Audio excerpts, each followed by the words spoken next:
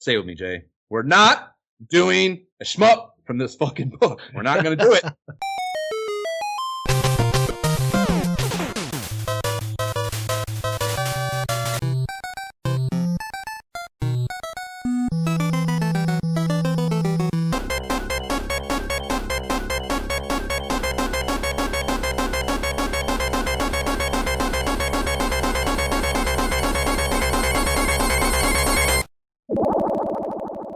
This is the Imperial Goes On podcast. I am Josh Folan. And I am Jay Baxtron. And we are going to be bullshitting with the 400 years of console gaming as we revisit the periodicals that covered it again. We are giddily walking single file down the hall to the library for Library Day today, where we'll be getting back on our random RAGS shit, digging into a not so random rag with the 1987 in-house published Literature of Antiquity titled The Official Nintendo Player's Guide, which I learned, poking around for this read, was a pack-in with the NES Basic set at one point in time. So this was like a standardized distribution document for the Nintendo of America Corporation. Which makes so much more sense now. Dude, yeah.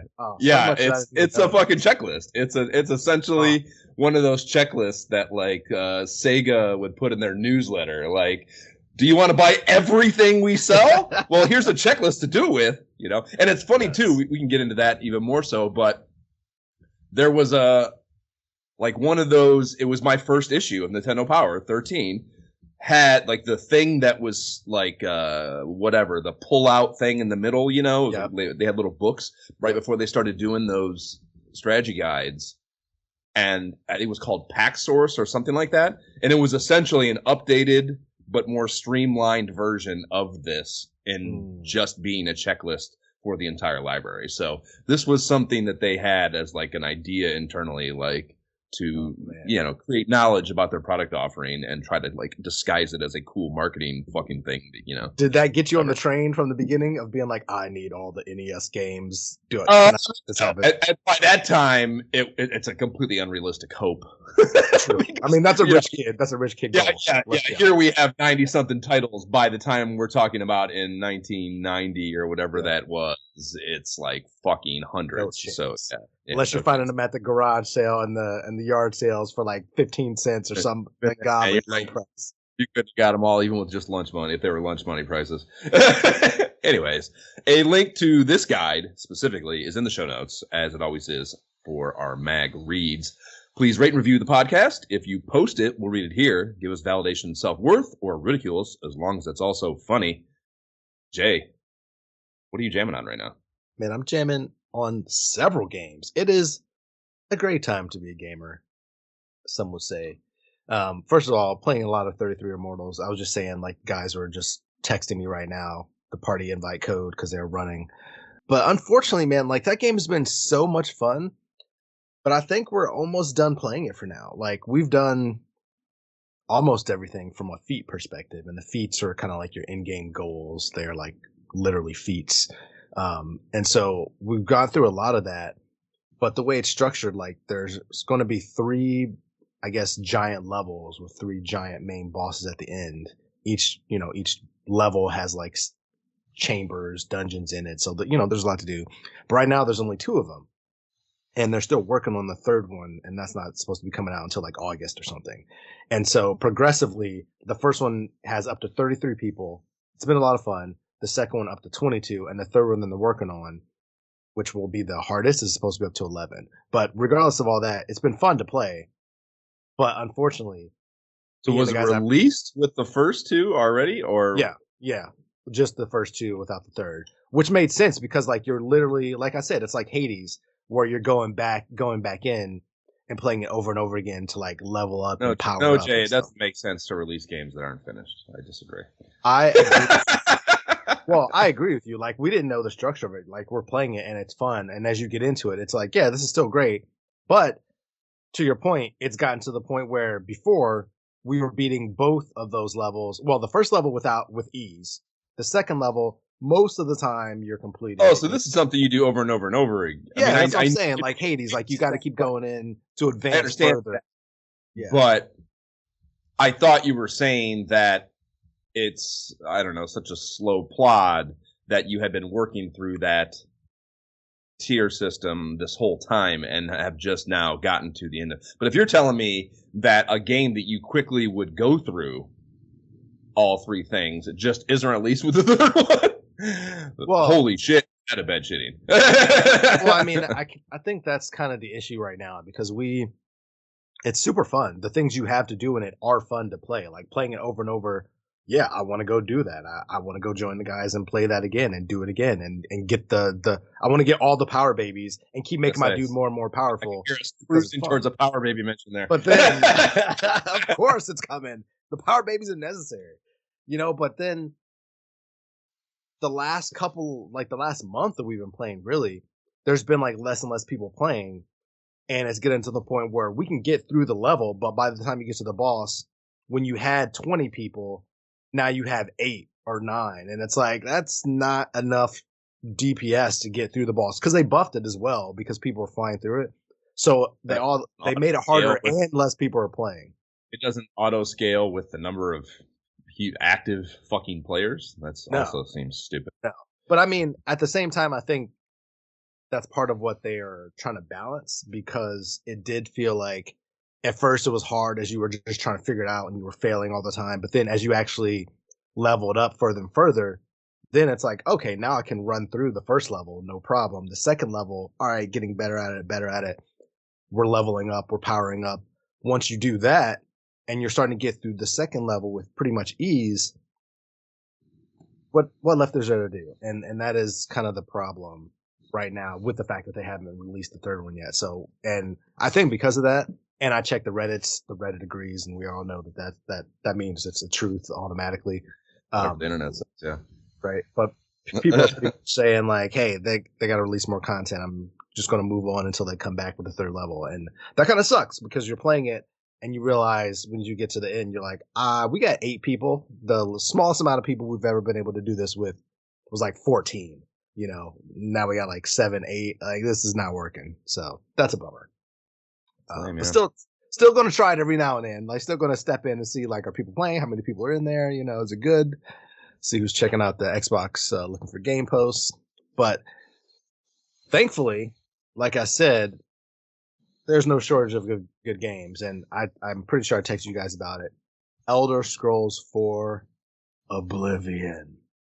Like, I started this game not knowing where it fit into the Elder Scrolls lore, right? But like, me, if you guys have listened to this at all. It's 4, right? It's just the one right before Skyrim. It's the one directly before Skyrim, chronologically.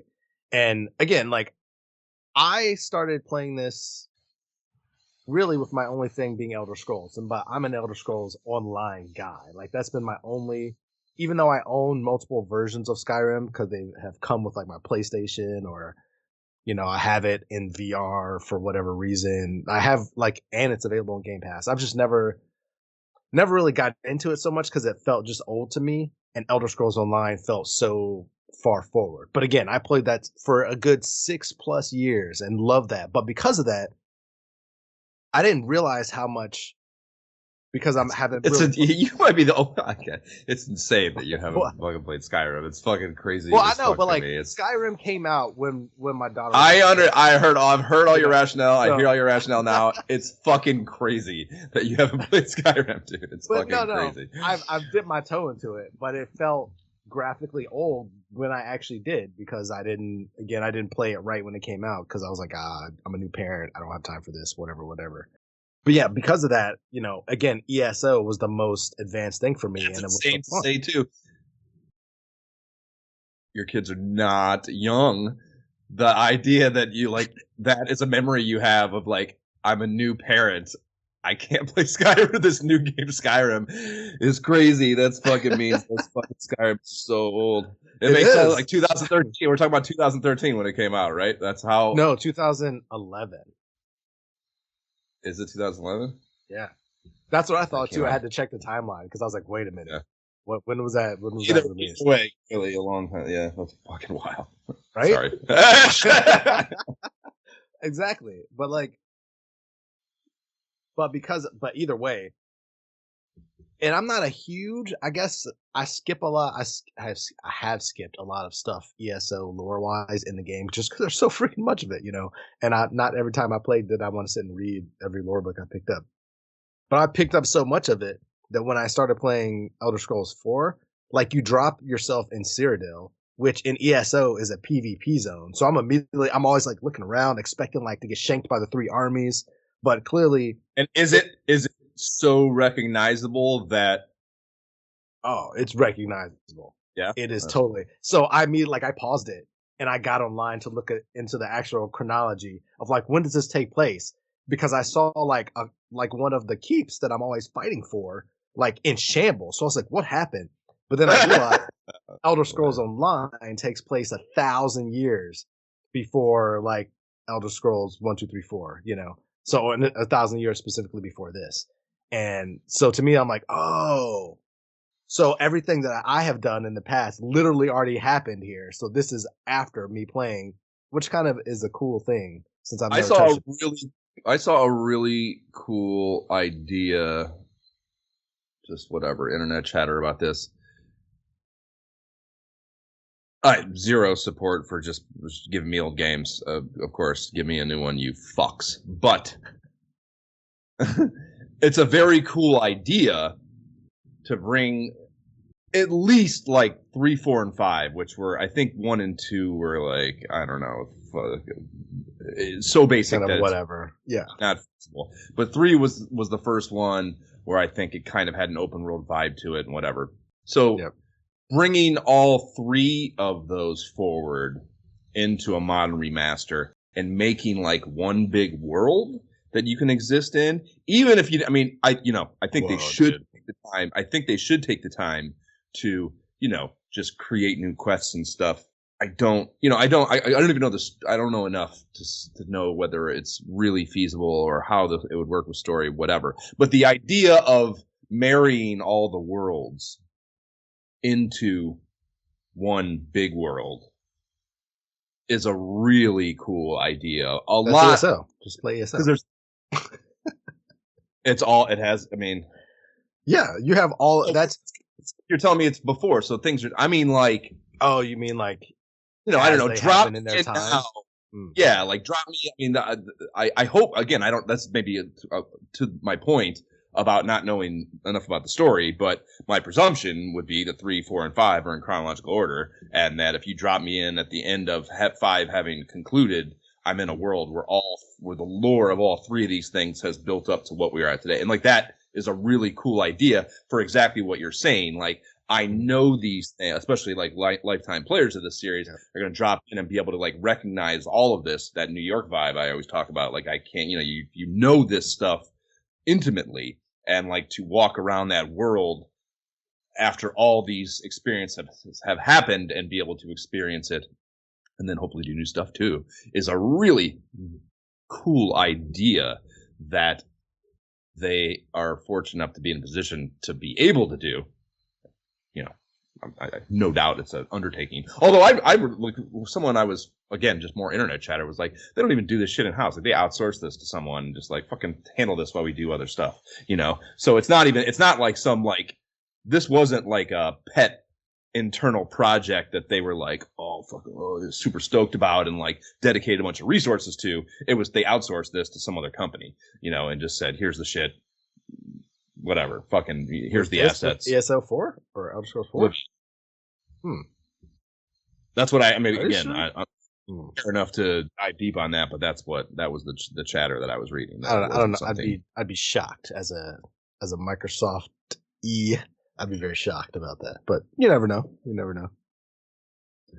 Anyways, yeah, that's a cool thing that they could do to make this a more appealing thing rather than just a remaster of an existing old game. I don't know. Regardless, the graphics are absolutely amazing, and I think this is what I was looking for from an Elder Scrolls standpoint, and I didn't even know it. Like, because I just, the idea of a remaster to me wasn't that exciting. I was just kind of like, let me just check it out, and I'm just, again, have they not done this with Skyrim? No, haven't they done this? Not like, I don't think they have. Well, not like the modern. I feel like they've sold it 87 fucking thousand times. How has that not been one of them? I don't know, man. I know that clearly there's a version on Game Pass, but I don't think it's been remastered. I feel like we would have heard about it by now. You know, I feel like it would have gotten as much press as this did, so I don't think so. Yeah. Who knows? I'm sure that's inevitable if this is at all. Yeah, and it's amazing.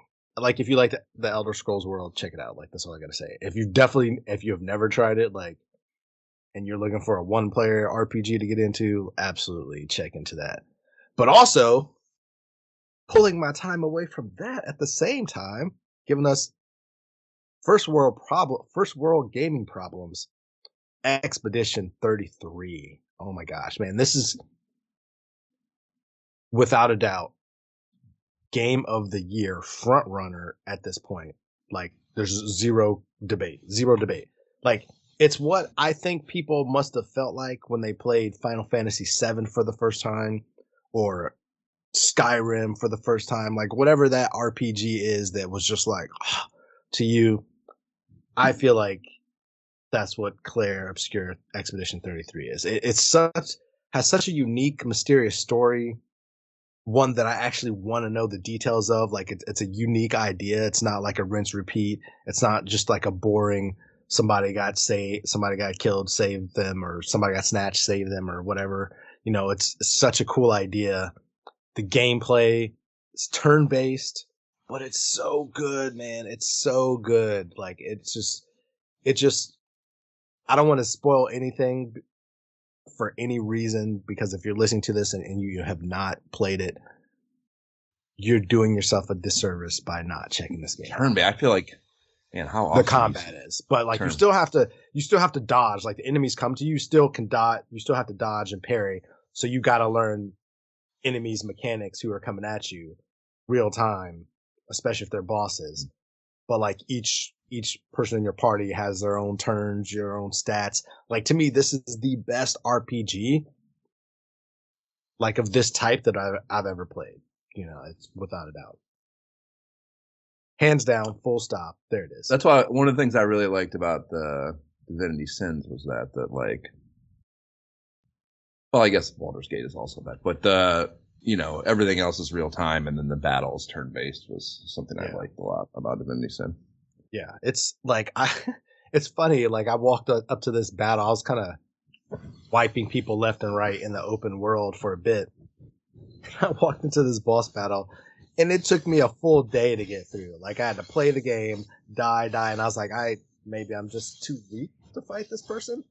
Had to, clear the cache, come back the next day.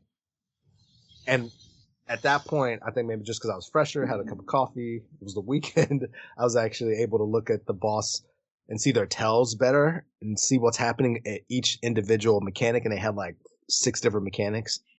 And so once I sat through that, just learning, all right, now this is what not just learning the mechanics, but then learning when I need to execute my dodge or parry for the whole party each time. But when I got through that, the feeling of that, I felt just like, oh, this must just be what feeling godlike feels. Like, it was so satisfying to get through that. And the upgrade system is so good. Oh man, I cannot say enough about this game. If someone, I heard that word within the last week or so somewhere else. One of my pods, maybe. Claire Obscure Expedition 33. Get it, do it now. Done. I'm sure it's coming on VR any second. All right, but yeah, okay. That's pretty much it, man. Those are the best, a little sprinkle of college football here and there. I actually got back into ESO because of Oblivion as well. Because of Oblivion, and because of like things I've heard, like, coming to ESO, like subclasses where I could maybe take my beloved first original character, my main sorcerer, and maybe take a skill line from my second character that I created, my Dragonite, and adding like a fire subclass to him might be like a fun idea. So that, and the fact that some of the guys that I've played with, for the longest time in ESO are still playing or back playing. So I'm like, all right, let me just, dip my toe into that and kind of see what's happening again in that world. It's good stuff, man. You're missing out. I still haven't done the multiplayer thing on No Man's Sky. I just can't. The idea is just such an exhausting thought dealing with other human beings in a video game. We were playing No Man's Sky, and then I just looked at like honestly disk-based issue, and I was like, all right, No Man's Sky. Oh my gosh, what am I thinking? Yeah, I almost exited that segment without talking about the other games I've been playing, just because like these have been kind of the main Jerry by himself playing moments, but because we had been playing No Man's Sky and I needed to make space for these other games, I had to remove No Man's Sky periodically because we jumped into Split Fiction. Have you heard of this game yet? Is that the one? Is that the one where you do it's like the same guy who made that Convict game? Yeah, but it's like a very story based. That's the one he did that game where they escape from prison. Amy and I tried that. I don't know, but like this is the company that made what is the game? It Takes Two, I think. Yeah, but that was not a prison game. That was a couple game. Like that was such a deep story. Me and Courtney played through that. Like that was amazing. But this game, I'm pretty sure it's the same company. This game is like they're known for that game, and then this game is two writers who go to this publishing thing. It's basically fantasy. Like long story short, like the games that this company makes are required to be 2 players. So if I buy the game and you want to play with me, almost certain this is play. But they're always it was couch co-op for that. It's couch co-op or it can be online as well. Yeah. But this one is like it switches back and forth between a fantasy world and a sci-fi world. But regardless of the gameplay is fun. It's great. It's cooperative, obviously, because it's 2-player. And that's a blast, just like the last game. But the thing that makes this game unique and also like definitely top in its category, whatever that category is, like it's going to be nominated for awards for sure.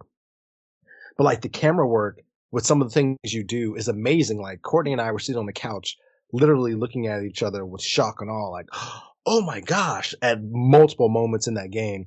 Just because like at one point, because you're fantasy, like you're in a world where like giants are carrying you around, helping you get to the next destination, which because they're giants and you, instead of like climbing a beanstalk, let's say you have to get like way up in the sky. These giants are like, you have to climb up a tree. They'll put their hand out. You jump in their hand, then the giant swings his hand out and like throws you somewhere else. But the way the cameras work to move you around and the things you have to do, it feels, I've never played a game that has done that with camera work and like jumping puzzles at the same time. And it's amazing. Like they've done it with multiple ways and just the way your weapons work and the way it makes you move your camera angles. It's just really well done. Like if you're looking for a couch co-op game and something unique and different, I highly recommend that game. Split Fiction, 100%. 100%. Yeah, I'm pretty sure it's that. We what the fuck was that called? No, now I gotta check it out. What was it?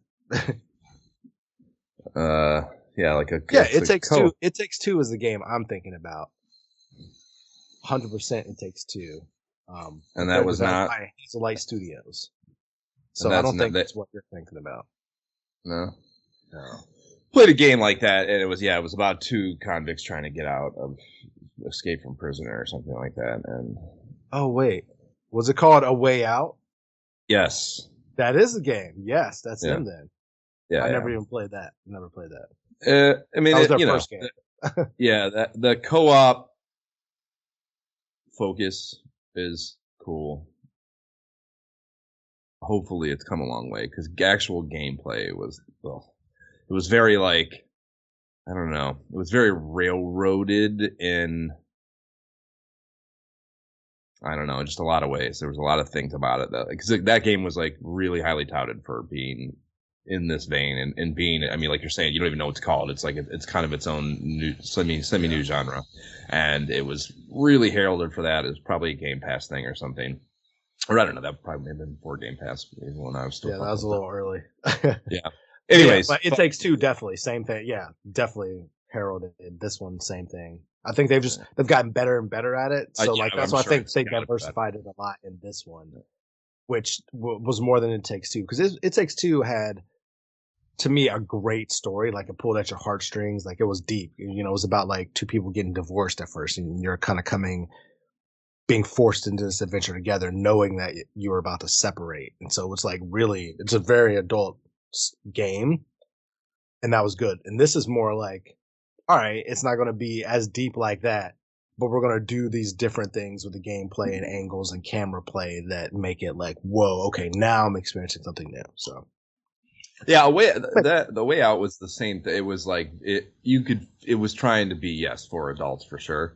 I don't know if it achieved it well, but I remember that being you could feel the effort towards that. It being a mature, they were having like, it was mature. It was a very mature approach. And an adult approach. It wasn't just like, I don't know how to explain it, but like I said, they're trying to escape prison. There was like an emotional layer to it, not just like action prison guy, like nice.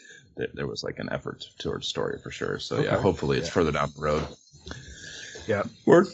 Yep. And then finally, so much gaming, man. Like I said, so much gaming. Towerborn. Have you heard of it yet? So this is another game like Expedition 33 that, debuted that Microsoft put out or Xbox put out one of their previews like last year or whatever that had me like, oh, when this game comes out, I'm checking it out. And it's fun, man. The art style is amazing, way different than Clair Obscur. More like comic art, but it's like a co-op up to 4-player side-scrolling fighter, like beat 'em up. But like you definitely level up your characters and stats. Like you have to keep defending this tower because your kingdom got kicked out of like where your homeland was by whatever. But like now you basically grew up in this tower far away. That's why you're Towerborn, and you really pretty much just have been trained to fight to try to like get your homeland back. But it's like this fun, colorful, again, just a 4-player beat 'em up, but you level up and like so me and Courtney have been playing it. It's really fun. The art style, like I said, is really unique, but there's more of a story there too. And because it's up to 4-player, we're gonna have Zeke join in with us today as well. So I'm hoping like we can get a full co-op 4-player family thing going on, in any way that we can get us together in a game that we can all play that's not too much for us or too easy for the kids, or vice versa. It's going to be good. So highly recommend Towerborn as well for co-op one. So yeah, I don't know if I have time for anything else between these games. So honestly, like I could play them all the time and play nothing else between the mix. Well, you're going to have to find time for Solar Jetman, Jay. That is true. Freaking Solar Jetman. Golly. Okay. That's the end of the line? Yeah, that is the end of the line. Okay. Right now. Okay. Well, good that you had plenty to say. I don't have much. There's so few jams during movies. I picked it up one time. I take it with me every time, and I rarely have never have time to touch it. I don't know why I do. All I really did, because I was staying in this fucking house cabin thing that didn't have central. I mean, none of the places have fucking central heating there. It's, I don't know. I guess there's reasons, mountains. I don't know, technology. Who knows? I'm not a fucking energy fucking expert. But everything's fucking fire there. So the house only had like fireplace heat, which is, I don't know. I've said this a bunch in the last few weeks. I don't know how man got anything done when they had to deal with fire every day. It's so much work to keep fire going all day long. It's so much work. And I don't even got to cut the wood. They have like a shed with all the wood in it. So that's the hard part even. And even with that being taken care of for you, it's still so much work and such a pain in the ass. So whatever. But anyways, it's fire. And if you burn wood in your house, guess what? Everything smells like firewood. And my headset now smells like fucking firewood, and it pisses me off a great deal, especially because I didn't really fuck with it the entire time I was there. It was a complete, there was no benefit to the lesser part or less downside that I have now. Took upon myself. So very frustrating there. I picked it up one time to play Walkabout on a day where I had a little bit of downtime. I played Arizona Modern, which I hadn't played in a long time.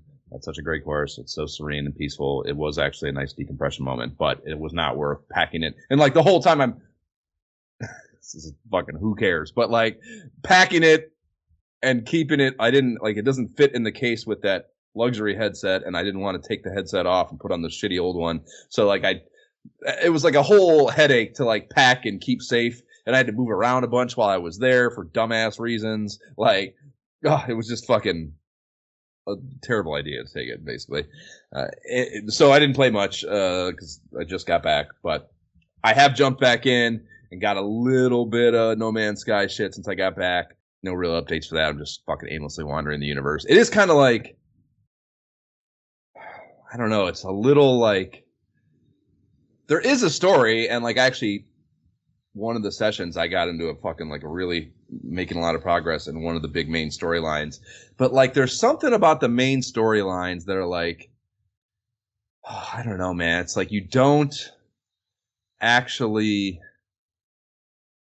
I don't know, there's something missing from them. I don't know even, I'm not sure, I can't put my finger on what it is, but you just kind of feel like you're moving around from thing to thing, and like they're giving you a story, and I even like the story, I even feel like emotionally impacted at times, but when the conversation is over, I go back to this like emptiness about it. And I don't know how to describe what the problem is there, but there's something about it that is just like, I don't know, it's maybe there's just so much that you never feel like you're actually making progress, and maybe that's the fucking thing I don't know what it is, but like there's something missing.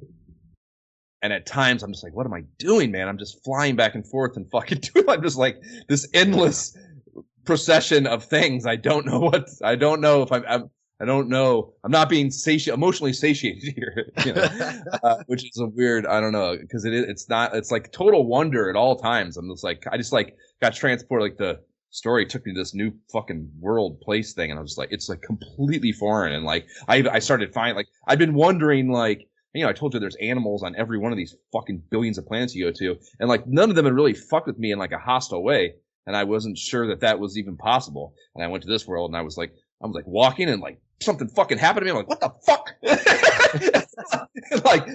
there's hostile enemies and shit. So like, I don't know, like the idea I played so much, the idea that like, I don't know, that like I hadn't reached a threshold where they were still babying me, you know, or whatever. Like I was still being baby was like what I'm kind of thinking, you know? And like I reached like this level in the main story. It's like, okay, now you've got to eyes up, motherfucker. Shit can happen to you now that couldn't happen to you before. The idea that I could have played that long and just broken through whatever membrane that would have been to me is crazy. I don't know if it's just random that I hadn't encountered anything hostile yet, you know, whatever. But anyways, yeah, I'm still playing it, and I that's not going to stop. But like, there is something about it that's just like, oh man, I don't know, man. Something's missing, or I haven't found something yet that makes me feel like I want to feel when I'm playing a game like that.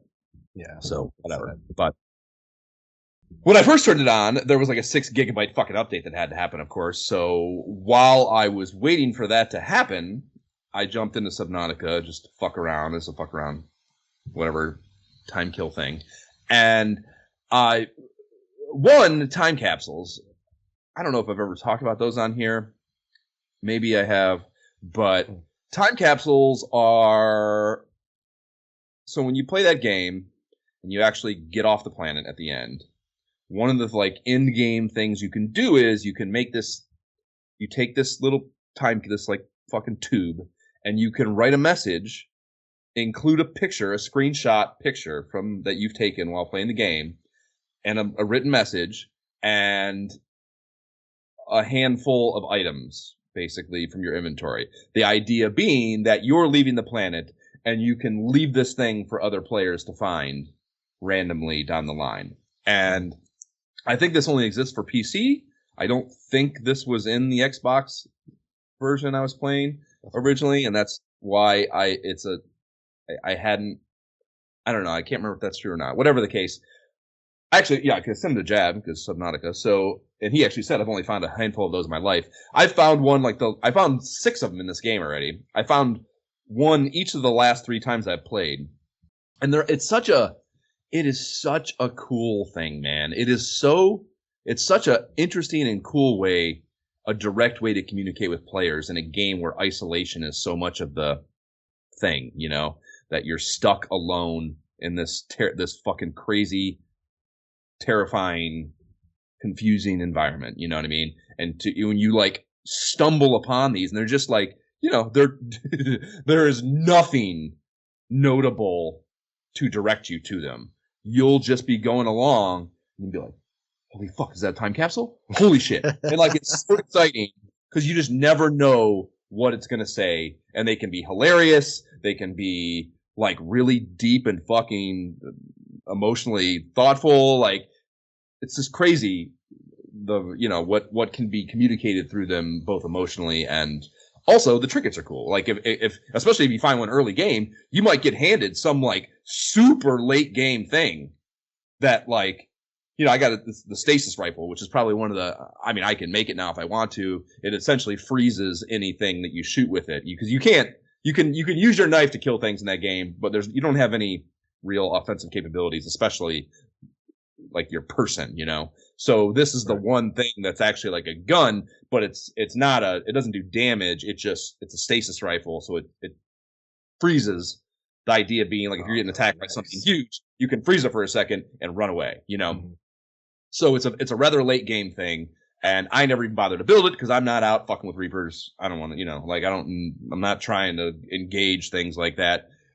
Anyways, so I never bothered to build it, but I got this in this latest one, and like now I have one, and like I don't know, I'll probably fuck around with it just because I didn't have to bother to build it. So shit like that, you can just be handed something that's like incredibly useful or way further down the tech tree or whatever it might be, and also, you know, like like cool little base decorations that, you know, there's only a handful of. Like I got a teddy bear in the one that I had one of before, so now I have two of them, and like it's just a really really cool function or mechanic in the game that it was such a brilliant idea, and I just love the way it fucking works in the game.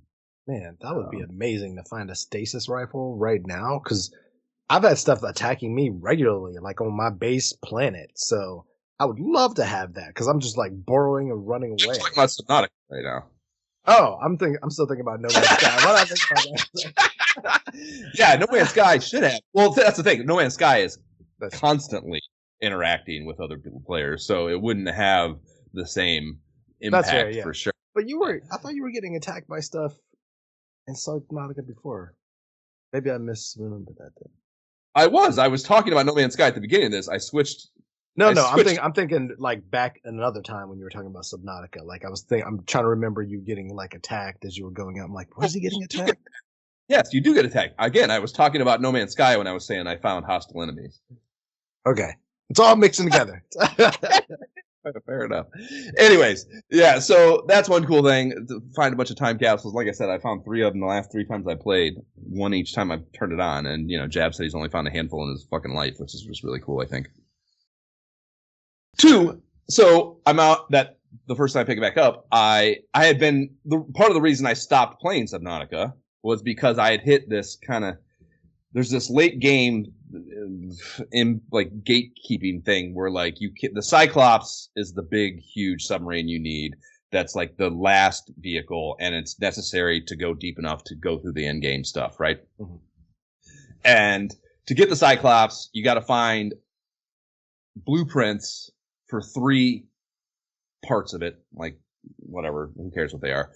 You got to find and like each blueprint has like 3 parts to the blueprint. You got to basically you got to go out and find in RAGS pieces of these 3 things, 3 pieces for each one. So it's 9 things you got to find, and there's you're telling me you don't have the locations written down at this point, like mapped out. It doesn't have a map, so it's even hard. Like, dude, I played the shit out of that game. I still am lost sometimes and you can look at online, of course maps exist, but it's not in the game. I don't want to do that anyways. So like it's a very disorienting game.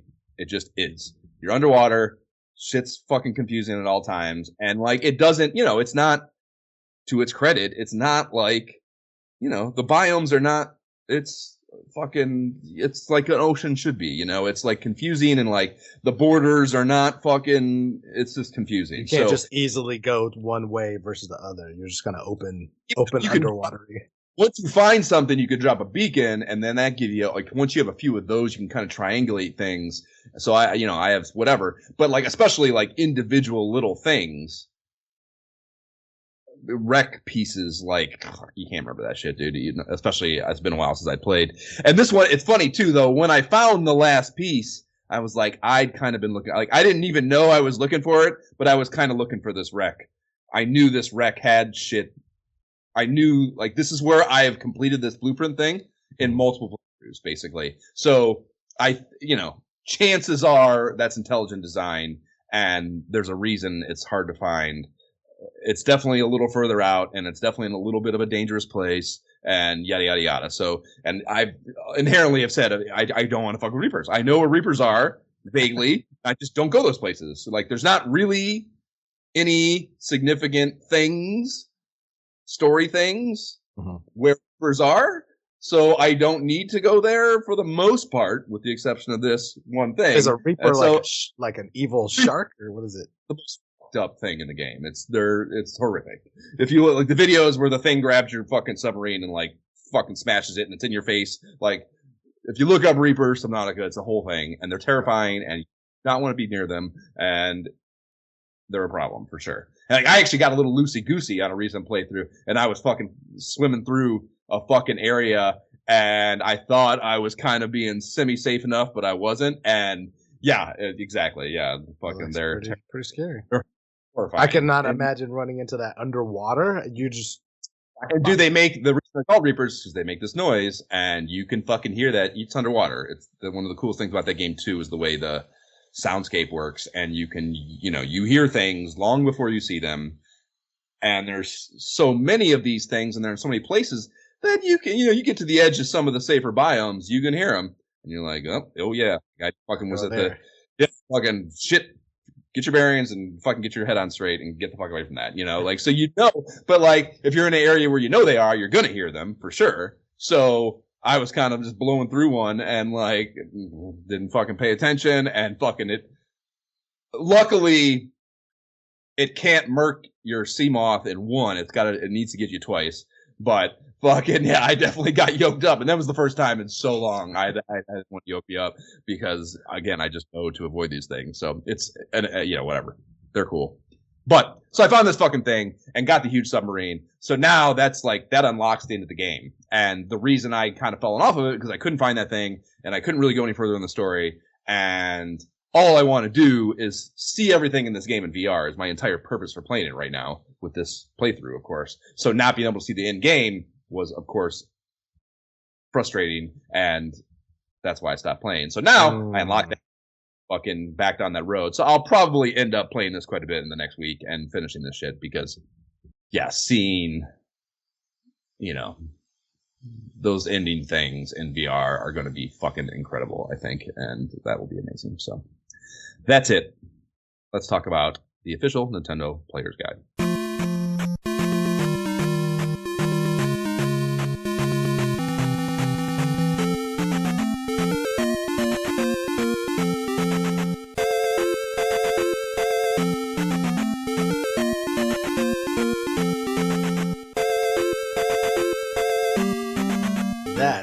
Is the Zelda 2 Adventure of Link overworld theme, bringing us into this everything possible about Nintendo episode. What else are we talking about this? No. The cover of this looks like it could be the cover of a top secret folio containing a bunch of sensitive schematics or something akin. And that could very well be why this book. It's like, I don't know, man. There's something about it. It's probably just because I didn't have it, and the grass is always greener in the other kid's NES hovel. But there's something about. I mean, whatever. That kind of like dossier. Did you have any of those top secret toys by chance? No, I did not. Do you know what I'm talking about? Yeah, I know what you're talking about. Sorry, Spy-Tech is what it was called. I'm sorry. Not Spy-Tech. Yeah, I've seen those. I didn't have any. Still, but I know. Man, that was like right at the tail end of like, I was like kind of too old to be.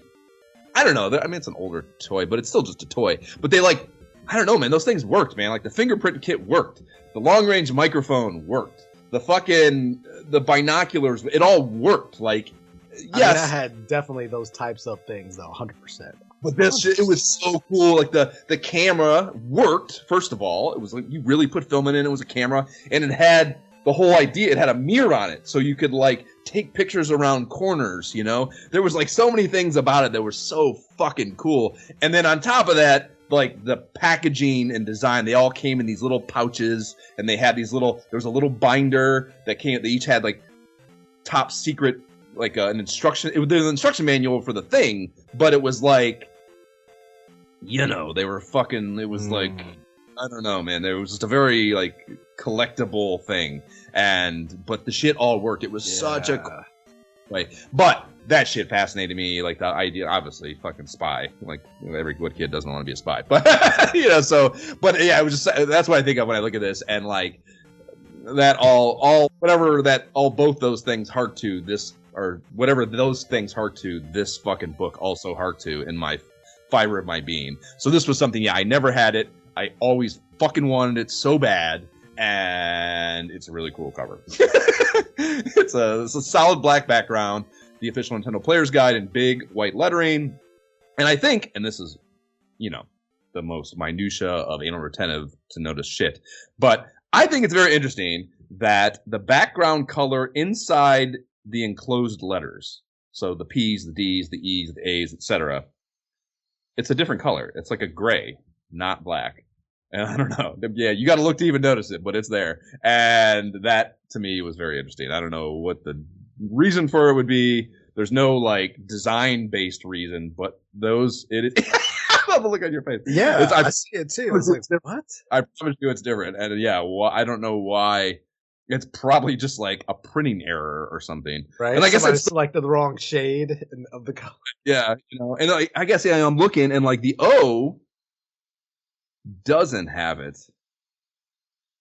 And they don't all, I guess I'm not noticing. It's not in all of them. It's just the P, the D, the little O. Yeah, exactly. It's in Nintendo stuff. D-O-P was D-O-P-E. Dope. It spells dope, Jay. Well, no, it's in the A in official. Never mind. Wait, is it? Dope. Are you sure? I don't know. That's too small to tell. I'm going with dope. They snuck in dope just so you knew what this was all about. Well, yeah, I don't know. Just a minute thing that I noticed. I don't know why that would be the case. It doesn't make sense. A complete review. Wait a minute. To me, I had to like step back and look at this like in a whole different way because I'm so used to if it's not Nintendo Power. It's just like a third-party thing. So this is just like a third-party thing that somebody else like put together to try to catalog Nintendo, not Nintendo itself. You know, so it's just like I like reframed my way of thinking about this as we'll get into. It's interesting. Well, was this any exposure to it? None. This was not on my list at all. Fuck, it was. That's right. I'm pretty sure, which is why my opening was what it was. We had this in the library along with all the Nintendo Powers. I think it's just something that. Okay. Why? Yeah. Again, I was like familiar with it, but didn't have it and wanted it bad, and I had it close enough where I could really fucking lord over it, but not actually own it. You know. Oh yeah, because if I had or even seen something like this, I would have a list of like these games that I want. So this is like a very fascinating compilation. Yeah. A complete review of over 90 games for your NES is printed along the bottom. The right edge is lined with what are made to look like color-coded tabs denoting game categories. Another reason why this probably really strums my guitar. It's like this, like I don't know, this system that they have imposed on the NES library here. So we have the Adventure series, that's pink. The Sports series, that's baby blue. The Action series, that's yellow. Light Gun series, orange. Programmable series red, and I saw that and I was like, what the fuck does that mean? Right? Yeah, what are we talking about? I didn't know the NES I did not know the NES afforded me the opportunity to hack into the mainframe. That was never presented. So I was curious to see what those games would be. There's the arcade series in gray, the robot series dark blue. So that's the thing. I would assume that the programmable series that we'd be talking about, the robot games, you know, that makes sense to me. And shit, but clearly not. That's a separate deal. So all the more befuddling as to what the promotional series could be. And then the last one's the educational series, and that is green. Yeah. At this point, I'm like, how many educational games are there at this point? Like, I didn't know there was that. the program series? What are we talking about? First thing I thought was like, that's DK math, Donkey Kong math, which I never fucked with, but it always stands out to me as just a goofy thing to exist, trying to teach kids math with Donkey Kong. But yeah, that just, that whole, I don't know, the bottom 5, I guess the arcade not, but those bottom 4 are essentially, it's part of the whole NES trying to brand itself as not a video game system in the beginning.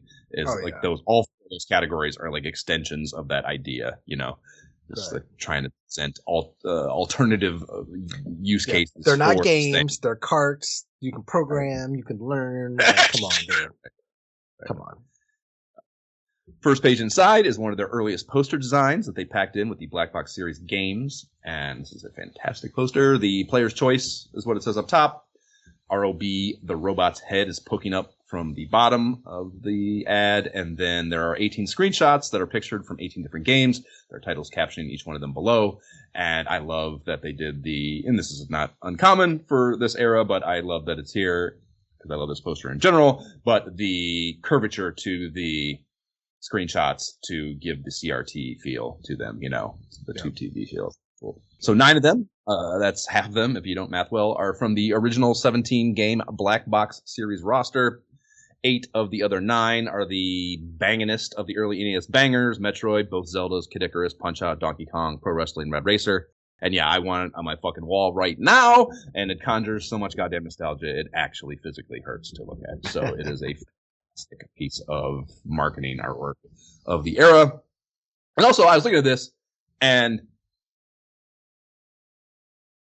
we could, honestly, and probably should, just start a tangent game episode series where we hit every one of these titles. Like, we've only done one of these 18 titles. We've only done one, Jay, and Punch Out, of course. And I mean, are we really going to do an episode on Duck Hunt though? It's Duck Hunt.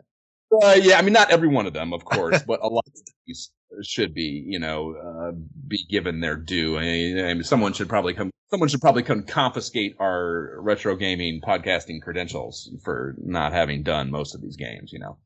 There's just, I don't know, it's such so many of them are like formative to video gaming in general, as an entire art genre. So many of these are formative pieces of it. The idea that we've only done one of them is a little bit nuts, I think. I don't know. The thought of going through Zelda 2, like I have experience with that, sounds like a beast. We have we have, there's format complications with some of them. They don't all fit into that box. And I'm not even, and I actually have, whatever. We'll talk about this further, of course, as we go through the games, but there's solutions to those format problems, and 2, it's just a general lack of diving into this set of games that is kind of crazy, I think, for what this podcast stands for. It was surprising for me to realize, you know what I mean, looking at this. Yeah. So they start with a table setting blurb under a welcome title on the next page. Jay, could you please read? You're probably already familiar with many of the great video games produced by Nintendo and other manufacturers who make great game packs that can be played on your Nintendo Entertainment System. But the official Nintendo Player's Guide is designed to help make you a video game expert. This exciting new guide is packed with the kind of information that will help you maximize your game skills. You'll see how to play faster, conquer your enemies with all new secrets and tricks, and send your video game scores into the stratosphere. To help you add more power to your gameplay, we have included in-depth reviews of 24 hot video titles, plus a section covering all Nintendo games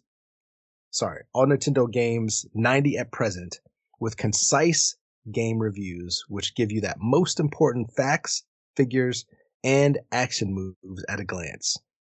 Full color game screens are shown in all reviews, and color coding is used throughout to help identify each different series. See our color guide on page 4. Oh, we will see that. At Nintendo, we're committed to providing you with innovative new video games that are as challenging as they are fun. And we've expanded the action of gameplay with space-age accessories like the new NES Max joypad, the Zapper, a revolutionary light-sensing video gun, and the NES Advantage joystick, which gives you the power, handling, and performance just like arcade joysticks. And you can be confident that there's plenty more to come in the way of innovative game packs and accessories from Nintendo. Keep the official Nintendo Player's Guide as your video game resource book, and plan to add a lot more information to it in the future. There's excitement, surprise, and a whole world of power play ahead, because with Nintendo, you're playing with power. They always be closing over there at Redmond. Right? Fucking Nintendo HQ. That's very nuts. Man, I was shocked. See, this is when I was like, oh, this is not a third-party thing. This is Nintendo. Okay. Talking to me, right? All the games? I literally wrote in my notes at first, like, all right, what all game, how many games are we covering? Then I was like, whoa, all right, let's go. Yep. The next page is a detailed, they blow the images up of the color coding tabs or whatever for each of the categories that they're classifying these games with. And the text up top of this page reads, each video game series, adventure, action, sports, light gun, programmable, arcade, robot, and educational, has its own color, and we've carried those colors throughout the 90 game reviews in the following pages. That way, it only takes a quick glance to find your favorite series. And a plain text TOC and a page of legalese bullshit carries us to an explainer page titled In-Depth Game Reviews. And this reads, this is the section of the official Nintendo Player's Guide that you want to read carefully and use to significantly improve your gameplay tactics and skills. It's packed with detailed information about specific characters and tips on how to take advantage of their weaknesses and deal with their strengths. You'll also find out about shortcuts, how to make the most of your weapons, secrets never before revealed, and many other great gameplay tips from the experts. You won't find a better, more in-depth guide to your favorite games anywhere else.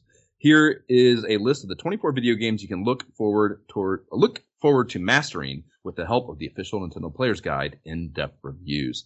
And, you know, strategy guides didn't exist. Like, that's the thing. But what they're doing here, they're creating something that I don't think existed. And, you know, my whole point to reading these opening things is I think it's entirely justified that they're explaining with such baby hands what the fuck is in your hands right now, you know, especially because it comes back like this. If it made it make even more sense to me, I should say, that it came as a pack in the system. Like they didn't even go out. This wasn't even sought. You know what I mean? This wasn't something that went out and like, okay, I'm buying this because I want what it has in it. It is just in the box. What the fuck is this thing in my hand?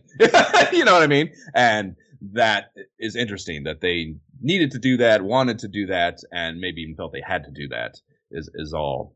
That would have been awesome. Can you imagine getting a Nintendo and you're like, hey, I'm excited. I got Nintendo. I got Mario Brothers. And you just get this guide and you're like, oh, this is the world available to me right now. You know? Right. And yeah, I mean, again, like, you know, that's why Zelda's first is because that game was, it's a system seller, of course. And two, it is confusing. Nothing like that existed. You need some help. That is fucking like overwhelming probably for the 1987 child mind. You know what I mean? Just like, well, what you've explained, like I couldn't engage as a child because what in the fuck is this? You know what I mean? So again, these are every bit as much meant to like assist the engaged player as they are to, or I should say the other way around, as they are to just onboarding you to being able to play a video game like this, you know what I mean? And that I think is probably the purpose with a lot of this too, is just to like fucking get the fucking gears turning, get some traction, so you can actually engage this thing. Because they do the Nintendo Power thing of like they don't, especially these bigger games, they don't go all the way to the end. You know what I mean? They just get you going. So interesting shit, I think, just kind of about the landscape of strategy guides at the time in 1987. And the 24 titles they list here are mostly bangers, so let us begin discussing some damn games. And first up, like I think I just said a moment ago, it's hard to argue this choice. The Legend of Zelda for Nintendo of America is our first game. And these first two in-depth reviews features that start us off here each get 8 pages, and they are broken up roughly this way throughout. Anytime you get an 8-pager, and we'll talk about that in detail, I think, as we go through this. The length of each of these is interesting, the variance to it. But we get a couple of pages titled How to Play that lay out the broad strokes of how to play the video game, of course. There's 2 pages of breakdowns, items, then first characters, both allies and foes. Then 2 pages dedicated to the overworld map in Zelda. And then lastly, the 2 pages are maps with some light tips for dungeons 1 through 6. Again, not through 9. So just 2/3 of the game, basically. So on the first page here up top is the title in big bold red letters, a shot of the box front, a shot of the title screen, a color-coded Adventure Series logo, and then a short synopsis blurb. Jay, hit us with that blurb. Defeat Ganon and save Princess Zelda. Princess Zelda was captured by the evil Ganon, who plans to rule the world with darkness and terror. To save the princess, you must gather all of the 8 pieces of Triforce. The adventurous journey begins in the vast land of Hyrule. Dun, dun, dun, dun. All of these, I believe, are original copyright, they aren't pulled from box. I kind of expected those to be pulled from somewhere, for each of these. I think they actually took the time to write all those original, which is cool, I think. The how-to pages are pretty basic bitch. They do mention there on the second page the Zelda Second Quest shortcut, inputting the name Zelda into the registration screen to just skip right to the second quest and over the first one. And it's probably worth saying that they are also, by doing that, telling you there is a second quest, which I would say maybe even most kids in 1987 didn't know was the case. This is I don't think it's in the appearance. Actually, later on, I sort through this, like when this drops, best estimate relative to the Nintendo Fun Club news timeline. Like it's issue like 3 or 4 or something like that, I think, as far as what had come out and what had not. And again, this is just getting to the point that I don't think this had ever been printed before, at least by a Nintendo official publication. So there are probably a whole lot of kids that were like, what the fuck? Well, as someone who has never beat this game, I didn't know that. So I was like, oh, what is this? Yeah, and it is. I've never beat it either. I talked I've mentioned it, I think, anyways. Maybe that was too early and it was jab. But I definitely have mentioned on the pod before that, like, really early on, because it wasn't going to get game ept and I'd never done it, I took it upon. I think I actually did it on my Switch. I was playing it where I was trying to get to the second quest without guides or anything, and it's fucking, because all it is, it's just like the randomizer. Are you familiar with those randomizer things? It's essentially it's probably what created the idea to make those, which the randomizers are, they've done this with a bunch of Nintendo games. There probably other systems will, I don't know, but they basically just randomize where things are, and you essentially are playing from a different seed. Yeah. From the beginning. So things are just changed, and I imagine it's probably just changing. It's all pre-existing item locations. It's just the item in said location is probably different. Same for dungeons, would be my guess. But either way, it's essentially just that, and it's not really fun because you're just randomly searching for the new locations of these things in a different order. And there's no, it's not like there's narrative breadcrumbs to get you there, really. I don't, that game doesn't have, that's probably one of the few criticisms you could levy against the original Zelda is there's not you don't talk really to story NPCs. RPG. Yeah, you don't talk to NPCs and they there's a handful of clues maybe from some opaquely spoken things from whatever burnt bush wise men and stuff, but it's a lot of just you learn it by just walking around and exploring, you know what I mean? And it's not fun enough to do that a second time where the enemies are harder to warrant the second quest, really, other than just saying you beat it, you know. So that was kind of how I ended up feeling taking that on. So I've never beaten the second quest of it, unfortunately. But that is the way to jump right to it. And yeah, learning that as a child was a whole thing. Like, oh my god, because it even like it changes the way your sprite looks on the registration screen to a white outfit instead of green. So it is. Yeah, very feel accomplished, like you've ascended. Or maybe that's actually with the rings. I think he holds up a sword is what they have pictured, and that might be the case actually. Either way, it's different, and that was like a very like when it happens, like ooh, as a child. The breakdowns are a little light in my opinion relative to some of the other games in here. I think it's weird to me like there's more shit in this game that they could have covered, and I feel like I don't know why they kind of shortchanged that. It doesn't make a lot of sense to me, but. They do have screenshots of all of them, and solid ones at that, so that's nice. The full overworld map illustration, this is where I started looking at the Nintendo Fun Club News. Yeah, the overworld map illustration spans both pages, and I'm pretty sure it is the first time this map would have ever appeared in a periodical. And the publishing date for this is January 1st, the best I could find on the internet for this guide, I mean. And the first time we saw it in Nintendo Power's lineage was the third issue of Nintendo Fun Club News, and that is a fall 87 issue. So that means this came first, basically. January 1st doesn't sound like an exact date. It sounds like a little bit of a guess. Maybe just January. They're like, yeah, right, exactly. Beginning of the year.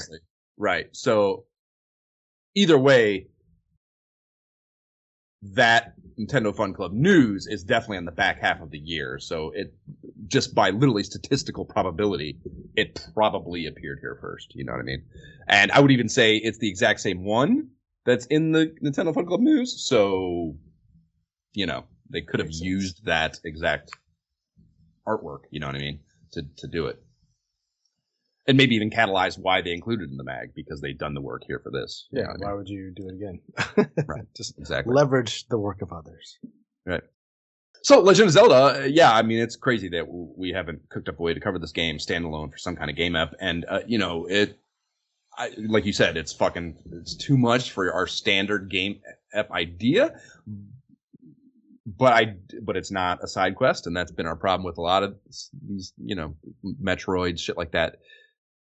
But it probably is no more of a whatever problem set than Super Mario Brothers 3, and we found a way to do that, you know what I mean, in 2 episodes. So I think the idea of breaking Zelda up into 2 is a solution for this. And I mean, again, the idea that we haven't done Legend of Zelda from Nintendo Entertainment System on a retro gaming podcast about 8-bit and 16-bit video games 150 episodes into it is nuts. It is kind of fucking nuts, 150 episodes, I guess, and also 6 years or something, or 7, however, 5, 6, whatever many years this is that we've been doing it. It's fucking crazy. So, yeah, I think we got to find a way to fix that. I don't know, I'm not saying I'm going to talk about it at the end of this, but I think we got to find a way to fix that.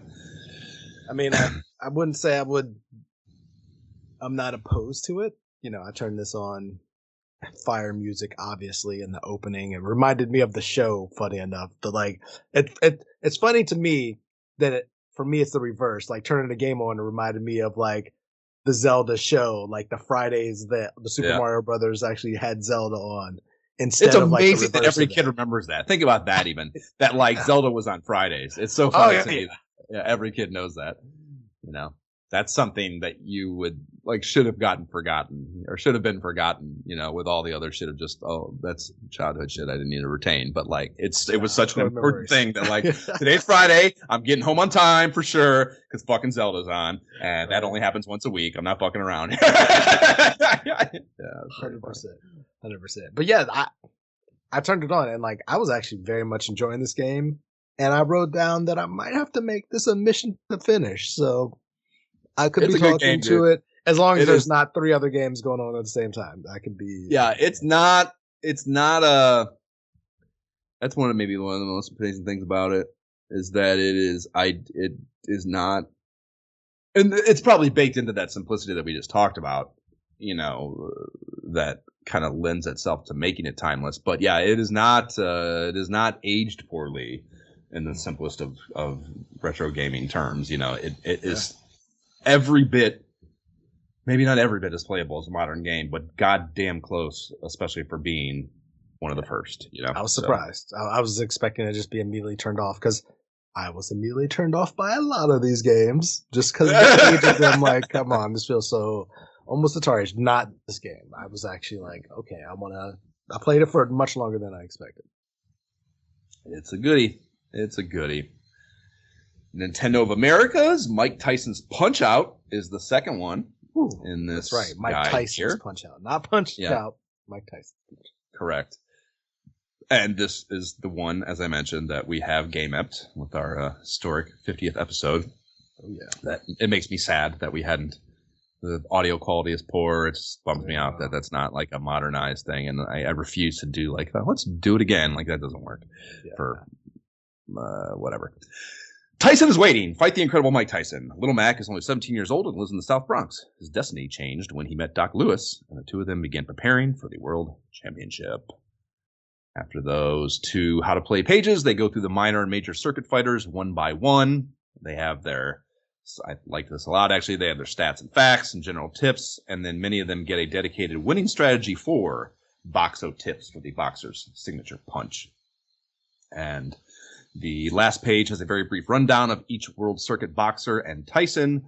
One very interesting thing here that I can't ever recall seeing anywhere else is the exact conditions you have to meet to get a winning decision against each one of these boxers, which, needless to say, is very helpful knowledge. So, like, if you go all 3 rounds in Tyson, or in Punch-Out rather, you are obviously relying on the ref to make the decision. And to me, my whole life, it's been a little bit of just kind of like I don't know, I mean, hopefully you get good enough, you play the game enough where, you're not getting there for any boxer other than Tyson. And I've always kind of somehow known that Tyson was 5,000, but... Oh, interesting.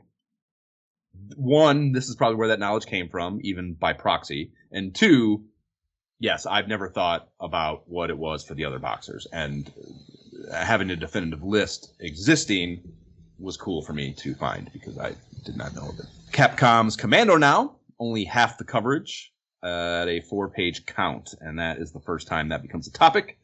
And this is not a Nintendo of America release. So it's interesting that so many third-party developers' games only get 2 or 4 pages, whereas goddamn near everyone in Nintendo, like Nintendo of America has one for, I forget what game it was, where I was like, no fucking way this gets 8 pages. There was like, I'm like, what the fuck are you doing with 8 pages on this game? We do not need 8 pages of coverage for this. So yeah, it is very biased, I think. Clearly. Yeah. The Army Super Joe is the star of this game. Super Joe goes into enemy territory alone with a machine gun in his hand.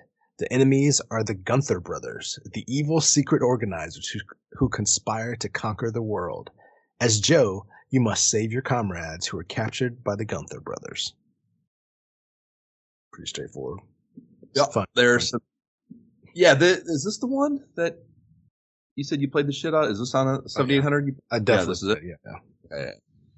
I was thinking this was the one you said you loved on the 7800.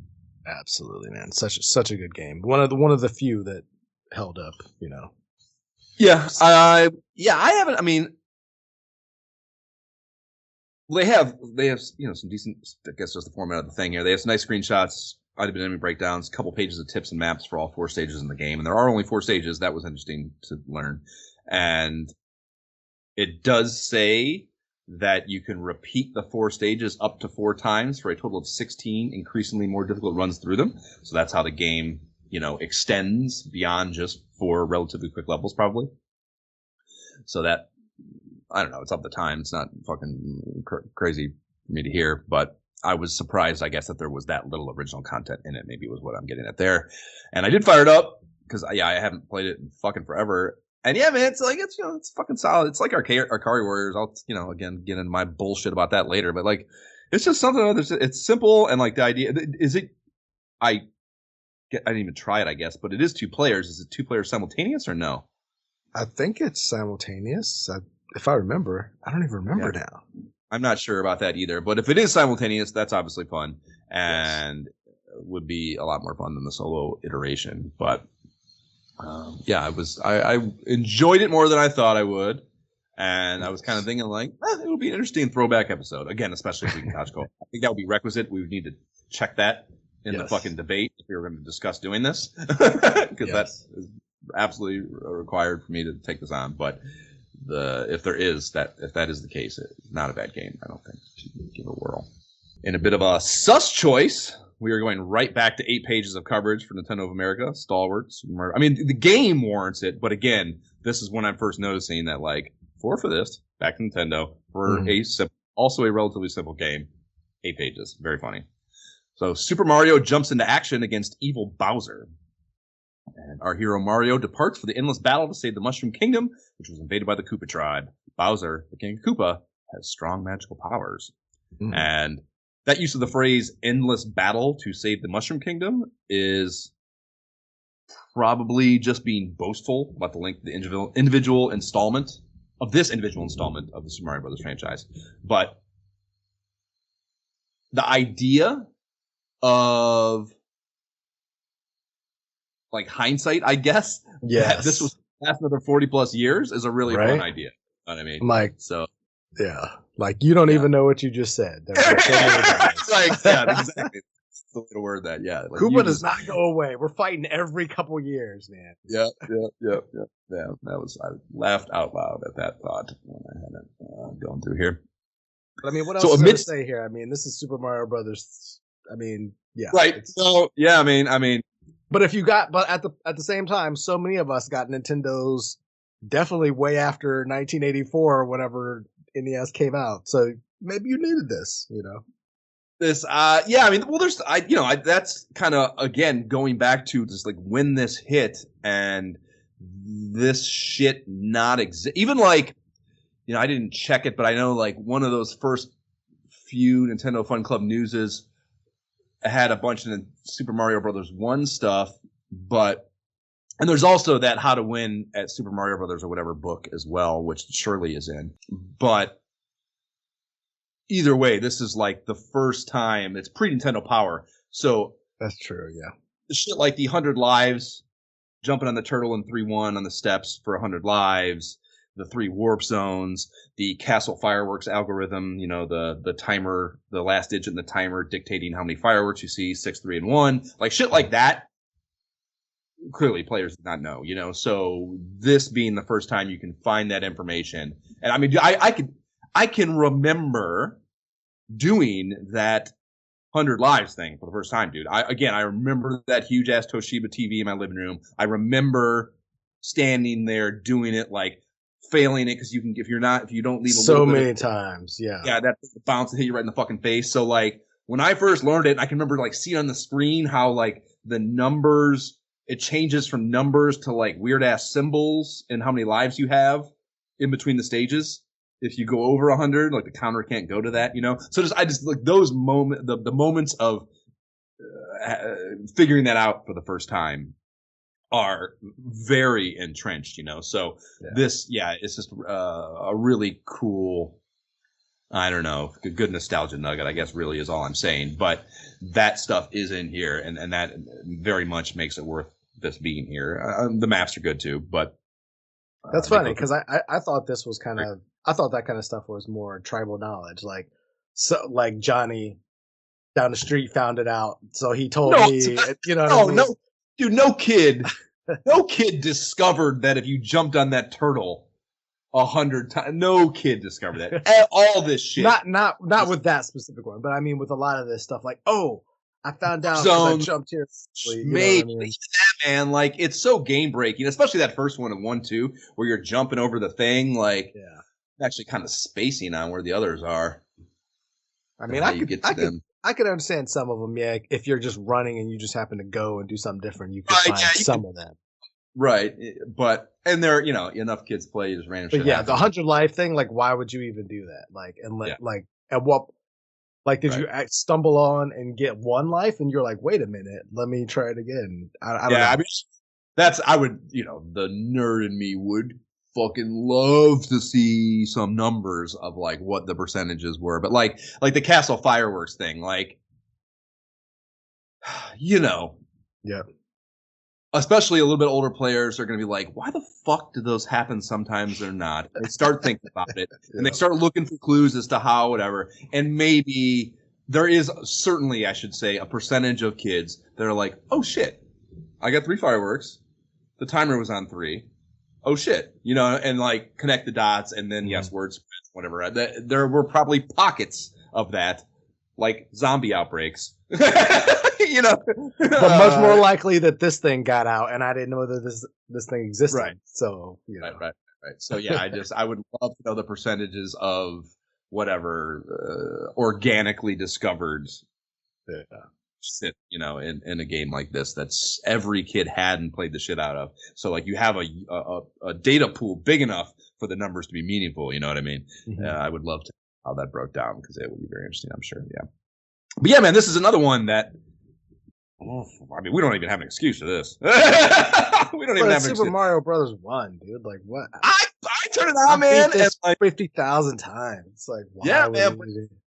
But that's not a reason. But what's the gain? What do we gain from doing it, Josh? Like, what is the upside for the community, honestly, for ourselves? I turned it on and played it, despite what you're saying, and whatever. I turned it on and played it, and I recorded it and uploaded it to the thing.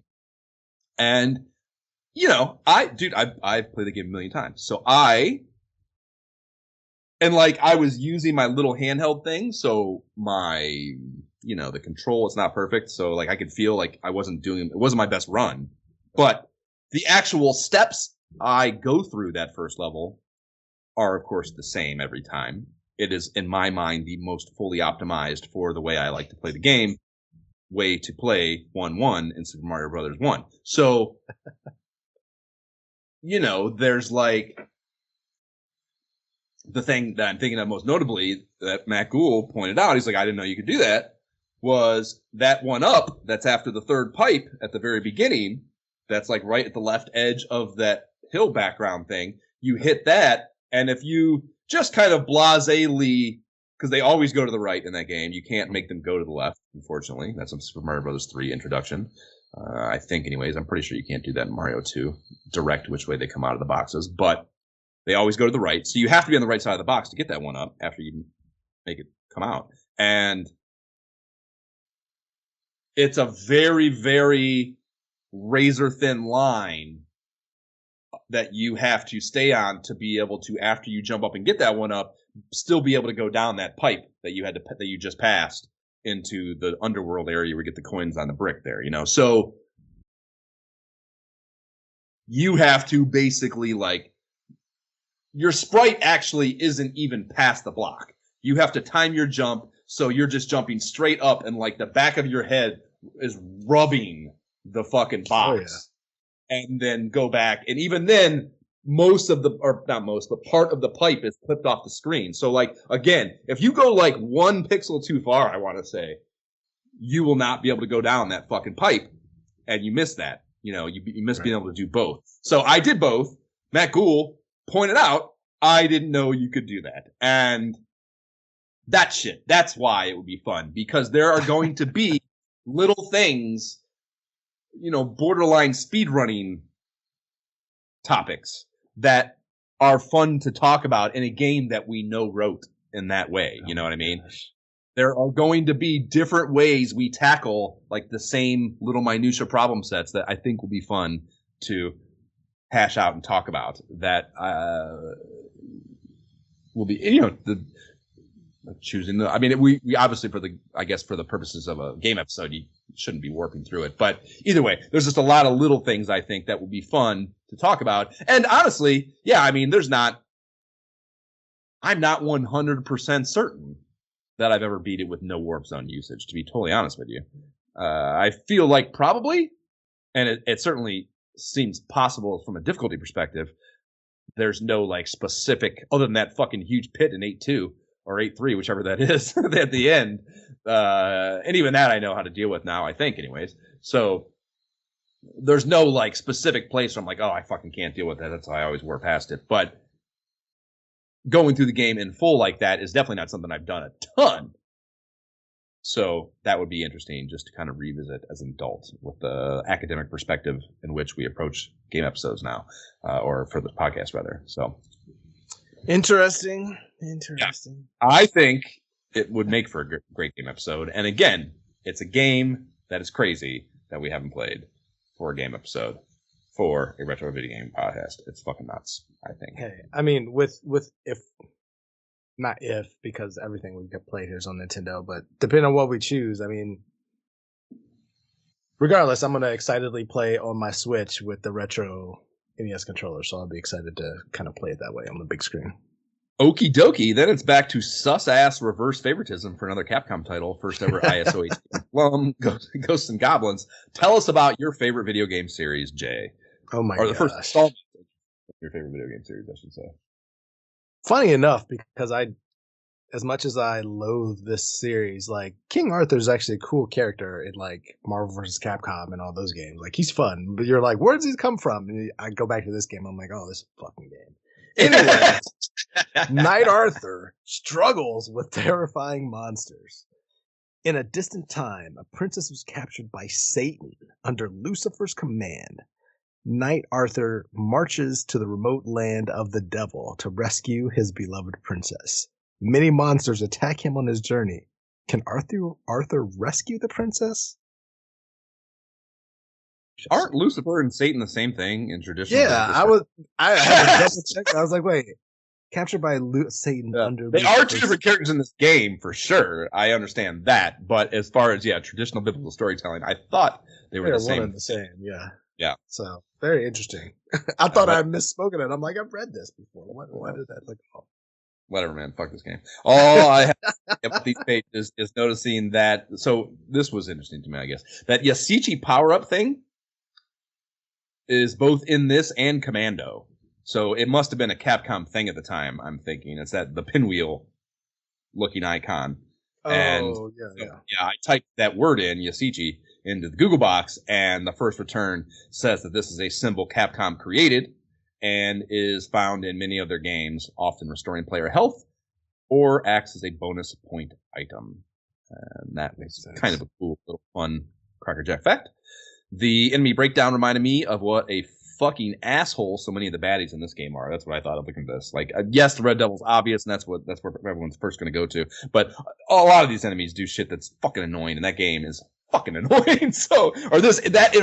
This iteration of this game is fucking annoying. They're not all this way, I don't think. They're probably all kind of hard, but I've already beat it to death. But I'm sure the Master System version is better.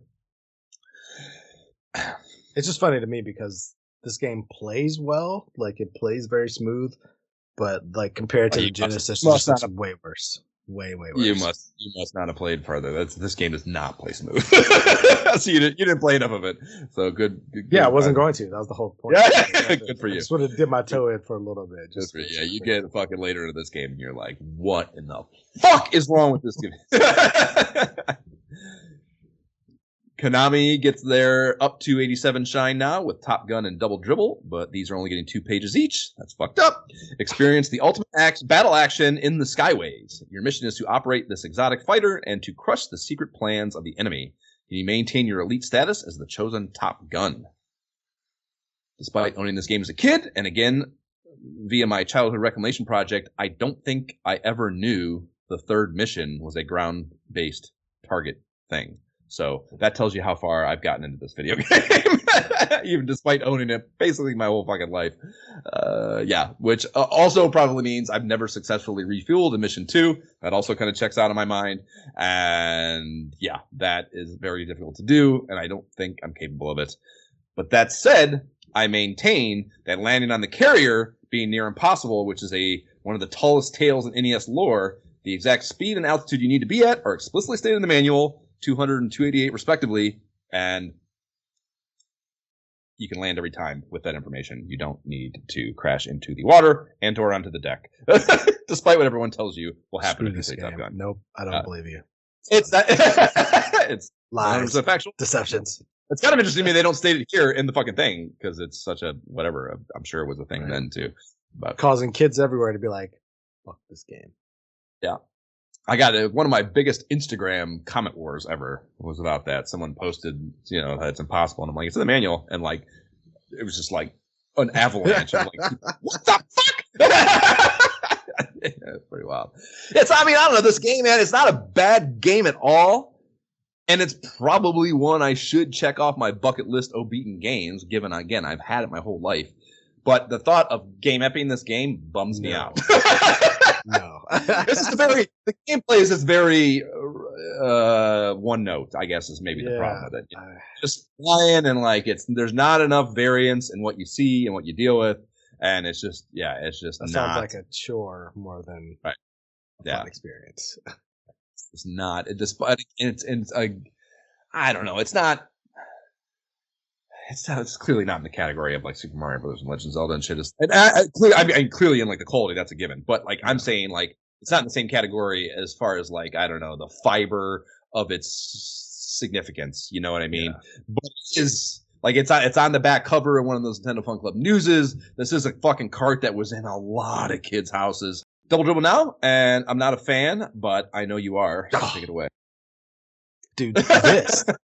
How can you not be a fan, Josh? This is a realistic simulation of a U.S. pro basketball game. Steven era are terrible. That's why we discussed it. Hey, that's what the words say. They say this is a realistic simulation of a U.S. pro basketball game. How could you not enjoy that? Like, how could you not like it, Josh? Your opponents are 4 pro teams: the New York Eagles, the Boston Frogs, the Chicago Ox, and the Los Angeles Breakers. In this game, you can choose the playing time and difficulty level. It's great action fun. Great action fun. That's a fantastic sentence. Great action fun. Right. You fucking bangers. Like, it's like, maybe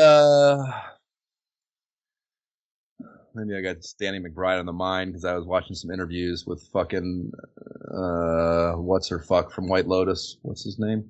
Oh, fuck, I'm spacing his name. Oh, I want to call him Billy Bob. It's not Billy Bob. It's fucking Billy Bob.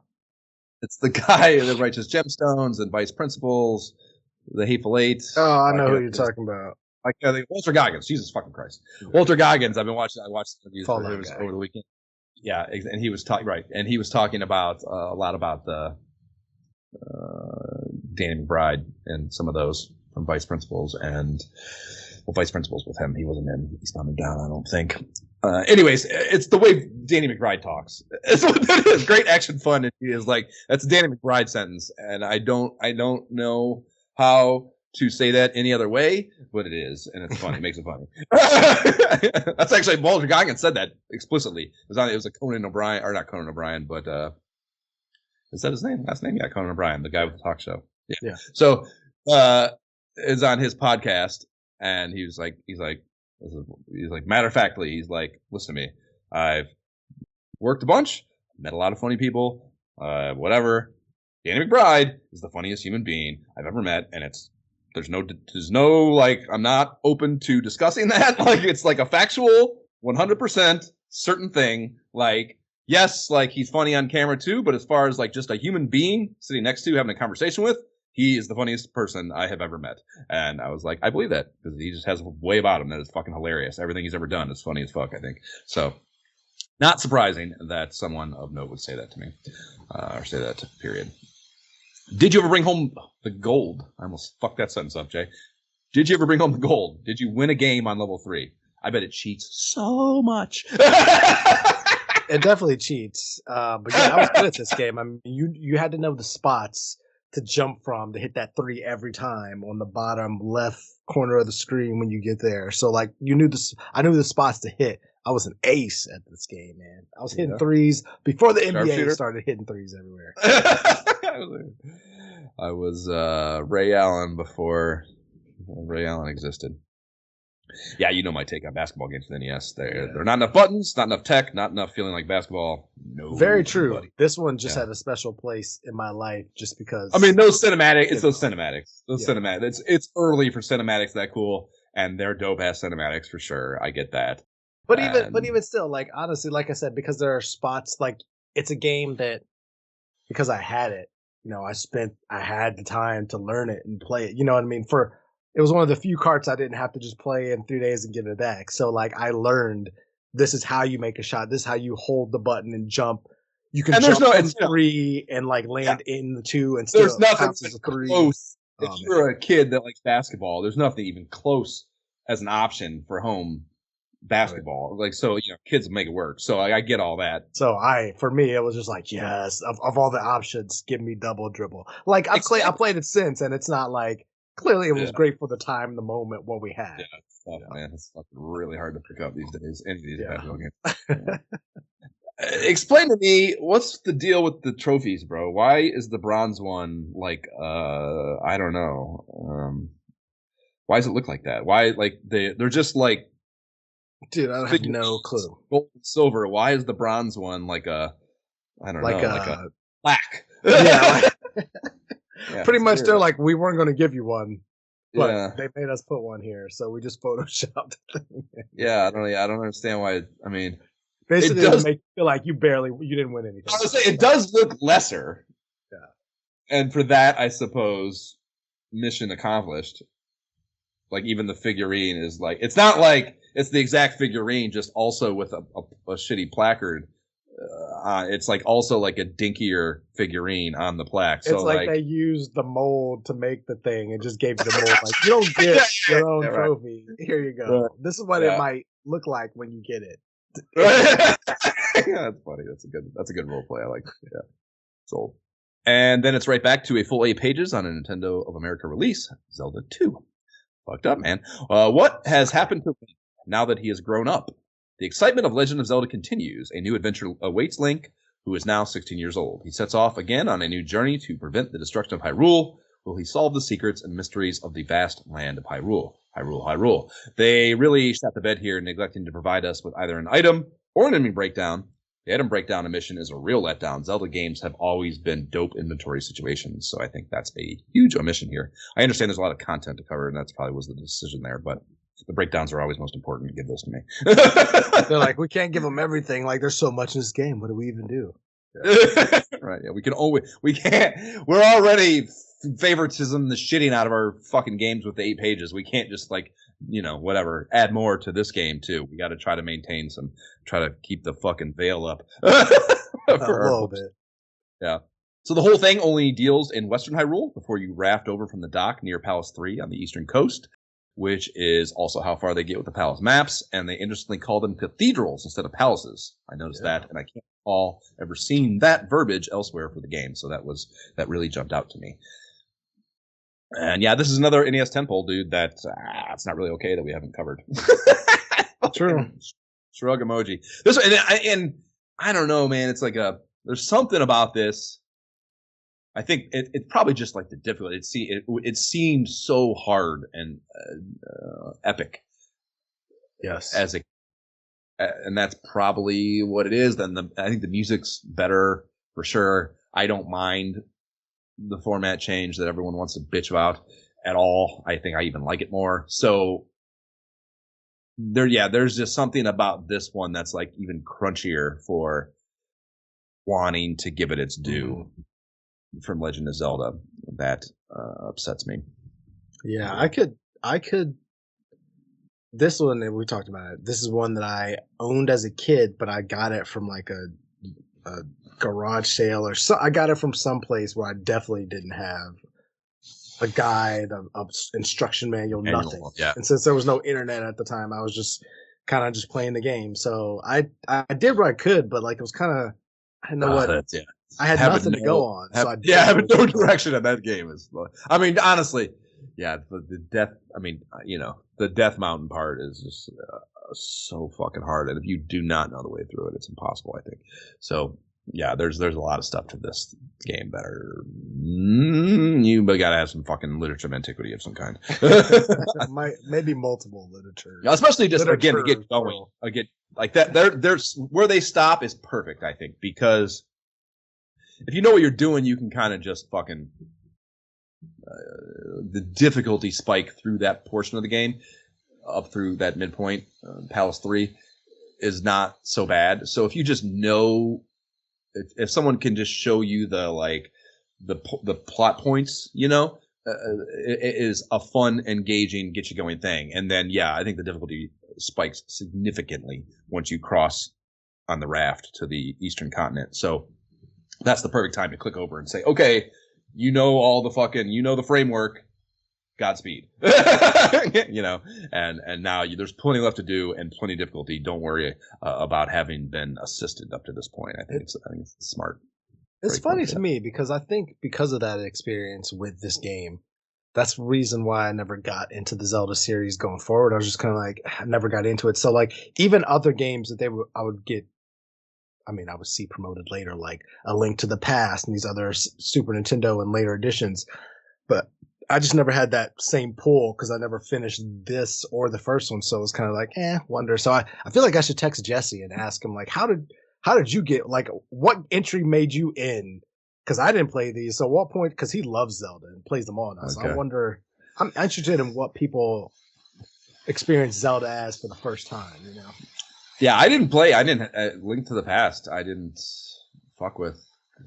You know, our Super Nintendo thing came in late with Jab, and I think I was already out of there for the most part, and for whatever reason I never engaged that game, and I haven't to this day. So that's one I think that is the one that people love the most. Yeah, people pre-modern. So that is one also that once we get there, we need to probably figure out how to engage because that's a new experience too. So whatever, we'll figure it out when we get there, I guess. Metroid is next. Guess how many pages, Jay? Maybe 8, Josh. Yeah. 8? Probably 8. Well, tell us about it. Your next mission, destroy the Mother Brain. A terrible incident takes place in the year 2005. Oh, shit. When did it happen, Josh? Did we not expect? Was this not in the news? Actually, I never knew that was supposed to be 2005. Not even sure what to say about that. Wow. I gotta. Yeah, it never really explicitly says that it's like the CIA. Files? Yeah. Well, my interpretation there is that's a lot of optimism about humanity's ability to push the envelope on innovation, but it also says nowhere in here that we're dealing with humans. You know, I guess that's true. When you see, if you beat the game the right way, and you get the ideal end state of Samus in her bikini. She looks pretty human-like there, so you can say that in the lore suggests that it is humans. Yeah, I'm pretty sure Samus is a woman from America. Even though they call her he. Earth. They call her he here in the copy, which is a pretty big fucking ball drop by Nintendo, I think. Maybe they just wanted to hide it in case Maybe. I think it's probably more likely that I guess then there's no solution. They didn't know. Well, that's what I mean. There's no. To me, my thinking is it's a disconnect between marketing and development is much more likely. I think, but it is also to note that they being a solution for gender ambiguity didn't really exist at the time. So they wouldn't have had a way maybe more opaquely to not reveal it if it were a conscious decision, to not reveal that to people and keep it a secret. So who knows? No way to know. That's one to put on the Howie question list. I'll do that now, actually. You know what's this fascinating though? Like, because I jumped into this game. Obviously, I texted you about it because this was a game that I just missed out on. I just never played. Like, obviously, I clearly knew about what happens at the end of this. How could you not over the years of being a gamer? But I just never played the game myself, and so even though I played it, I'm just like, it doesn't feel like my jam right now. I did notice for the first time, because up until now in this episode, or in this magazine rather, all the carts had like their own specialized covers for the games, right? You had like full color covers, whatever. But here we have kind of the more standard early NES cover. And I noticed at the bottom, it actually has that Adventure Series logo on it. Yeah. And so, dude, I'm playing this as I'm on my Nintendo Switch Online, and you know the interface, you're scrolling through all the games and all the game covers there. And I started noticing all of these games that don't have their own specialized big art cover have the tag with the arcade series or adventure series or sports series. And I was like, mind blown. Like, I did not even know this was like a full thing that, like, oh my gosh, if I actually had this, I could like, oh yeah, see the connection. And like, I think my little nerd brain as a kid would be like, oh, now I need to collect them all. Which kind of game is that? Fun. So yeah. I did not know. I just saw those all over the years and just kind of ignored that, and it was just like whatever. Now the connection. Yeah, that's one of the things I always talk about. That, like, you know, with the Nintendo Power covers, even like, especially the ones I owned, that I've just looked at a million times, and like there's things, it doesn't matter. Your lizard kid brain doesn't fucking pay attention to everything, and it's amazing how many times that happens going through this stuff. Like, oh my god, I've looked at that so many times. I've never actually looked at that. It's like the Nintendo seal of quality. My eyes just glaze over it because I'm just like, whatever. They're Nintendo stuff, you know. Right, exactly. It's just a ubiquitous part of the fucking box art. Yeah. The item and enemy breakdowns are absolute bangers in here, so they right the ship on that front. I like to credit them for that. The items have a screenshot of the item sitting in its statue holder, except the Marumari, which is just the one pedestal left of the game start.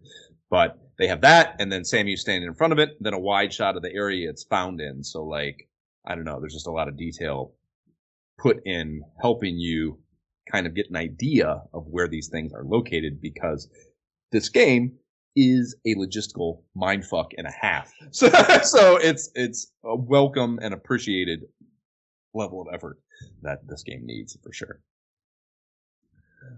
So what did you accomplish anything when you played it? Not a damn thing. I mean, I definitely got some items or an item, and I didn't know what I was doing, but like clearly knowing that Metroidvania is a term, and like that this requires way more, and fully reading all of this and more probably. Well, to that point, dude, this is the only one, maybe in the thing in hindsight, now that I've looked at the whole magazine. Obviously, when I wrote this note, I was doing it in fucking order of the thing, but this one goes all the way through the game, all the way up to Mother Brain, like the maps and the tips and stuff. So they know this game's hard. I guess really is the simplest way to say that, you know. And it is. This was one, yes, as a child, I got nowhere on. I did rent it at one point, I remember, and certainly had guides and stuff to help me, but this is a really hard game and a lot of backtracking and confusing shit. That's the thing. Like, the problem with this game is, even if you have a map, it doesn't matter unless there's arrows on that map telling you the order to go through all the shit, because you got to backtrack and do all sorts of crazy shit into areas that new items you find later unlock and allow you to get to. So a map isn't even helpful, really. You need to have an understanding of what you're doing within that map to get anywhere in this game. And that, you know, it's just a whole nother level, a whole nother layer of Nintendo hard that this game is the, I don't know if I want that in my life. I don't know if I want that. Not for this level of 8-bit visual and everything. I just don't know. Yeah. I don't know. This one, this is another one for sure. I think it deserves it. And I think it's fun. I did that like I did beat it, you know, as an adult, I guess 5 years ago now or something. And man, that fucking, oh my God, Mother Brain. I remember, I hadn't figured out how to record myself. It might have my audio, actually. You might hear me screaming as audio. I didn't have a way to record myself playing the game and the game itself at the same time. So like, it's definitely not one of the boss videos I do now where I have a shot of me and the game screen. So, but I think maybe audio is in there. And yeah, like I was so upset. It's such a hard boss battle. And then they throw more shit at you at the end, man. After you beat that incredibly hard boss, it's not really hard, but it is another step that like I couldn't believe you have to do after that difficult of a battle. Before the game not to just end and congratulate me. It was a real fuck you, a real NES fuck you, I think. But yeah, very satisfying accomplishment for sure. And again, it's the beginning of a genre and a reasonably good game that isn't. If you have a map and an understanding of what the map means, it doesn't feel too dated. You know what I mean? The datedness of it is the just lost, directionless fucking space to wander in. If you don't know what your goals are, it doesn't. Yeah, that's maybe the way that it's dated, is that it doesn't clearly enough define your goals, and that without some direction is of course really hard to engage in a modern context. So, I mean, they even they have like a list of 17 POIs on the map and how to deal with them here. So again, I think this guide is structured, realizing that and trying to provide a solution for it. You know what I mean? So yeah, if we were to play it, I would be following this thing 100%. Like, what's point 1? Where's point 2? All right, map. Like, this will not be like a free normal J experience where I try to experience the game. I don't know if I could. I don't know. You would never. Yeah, you would never beat it. I promise you, without some sort of assistance, for sure. Yeah, but it is without a doubt another game where it is blasphemous that we have not covered it yet because of what it means.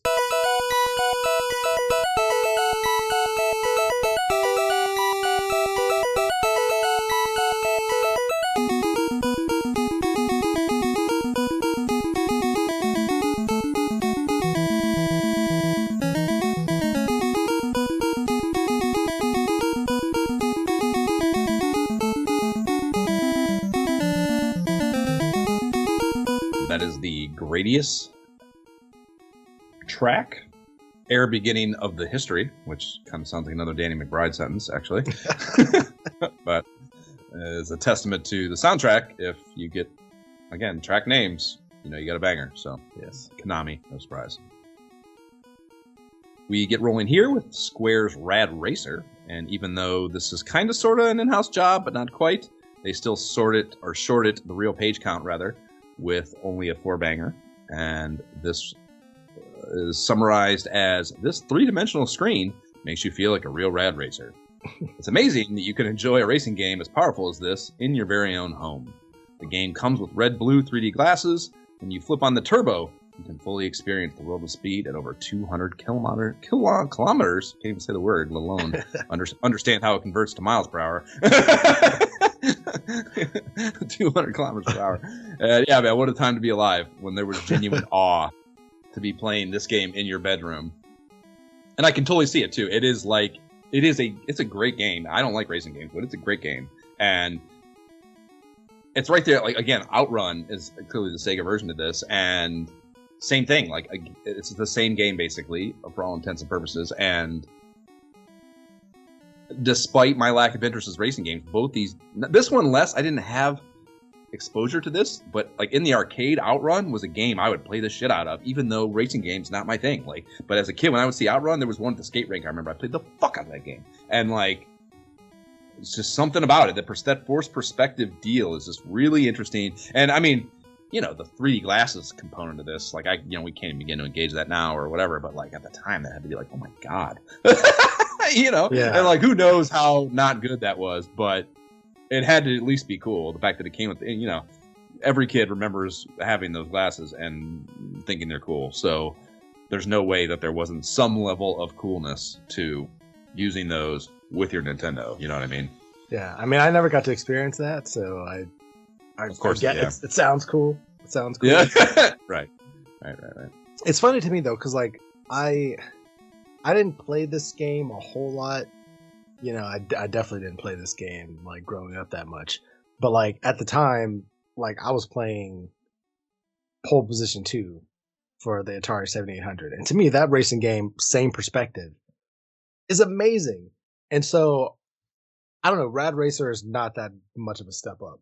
in my opinion. So to me, I'm just kind of like meh to this game because it really, like, yes, there's some graphical enhancements especially when you think of like the background, like the backdrop, like the mountains in the background, and that kind of thing. Yes, that's a little better on Nintendo, but I don't know, like it almost feels just like an Atari 7800 racer to me. So yeah, I can't make that comparison in my mind, but yes. Lack of unfortunately, I just can't do it with Rad Racer. Just can't. Yeah, interesting. The crashes are fun though. Like I said. Yeah.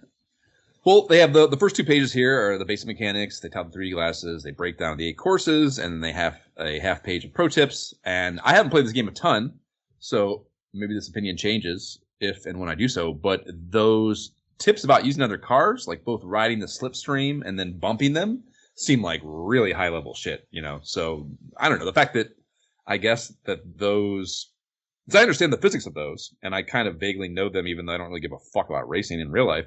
I kind of know, some of the physics of that, using the other cars and then slipping out from behind them right at the last second, yada yada. So, letting them take the wind speed problem away from you, you know what I mean, is a cool strategy thing. So it's cool that that's present here, I think. But I wouldn't have guessed that could be used in this game at all, So that's kind of cool that that's here, I think. And the latter 2 pages are maps and course-specific pointers for 6 of the 8 courses. And having the maps to help memorize the course would be a huge help, I think, because this game, it's all about, any racing game. This is not unique to Rad Racer, but the difficulty comes in dealing with the maximizing speed and dealing with turns. So knowing when turns are coming, huge help. That's the game right there. Yep. I fired it up as a refresher, and I can't believe how good it feels to play this early in a racing game on the NES, dude. I really like this game. Like they just the mechanics, the physics of it, they nailed it, man. The music is great. The subtle difficulties in dealing with other cars, the loss of being able to see ahead when you're going up a hill and the POV gets limited, like just a little shit like that. It's all really well done, I think. And this is a Nintendo World Championship game, Jay. So, and don't get me wrong, like I don't mean to disparage it when I talk about it reminding me of Pole Position 2, because I love Pole Position 2 for my Atari, but like it's still a solid racer game. Like it's on our gaming list for a reason, I would be curious to know, because this is a very early NES game. 86, I want to say this is. Did pole position on the 7800 come out after this? Is an interesting little it might look up. maybe. Yeah, that's an interesting little thing to look up, maybe, because that would be funny. But yeah, man, I don't know. This I would game up this episode, I think, or game up this game rather.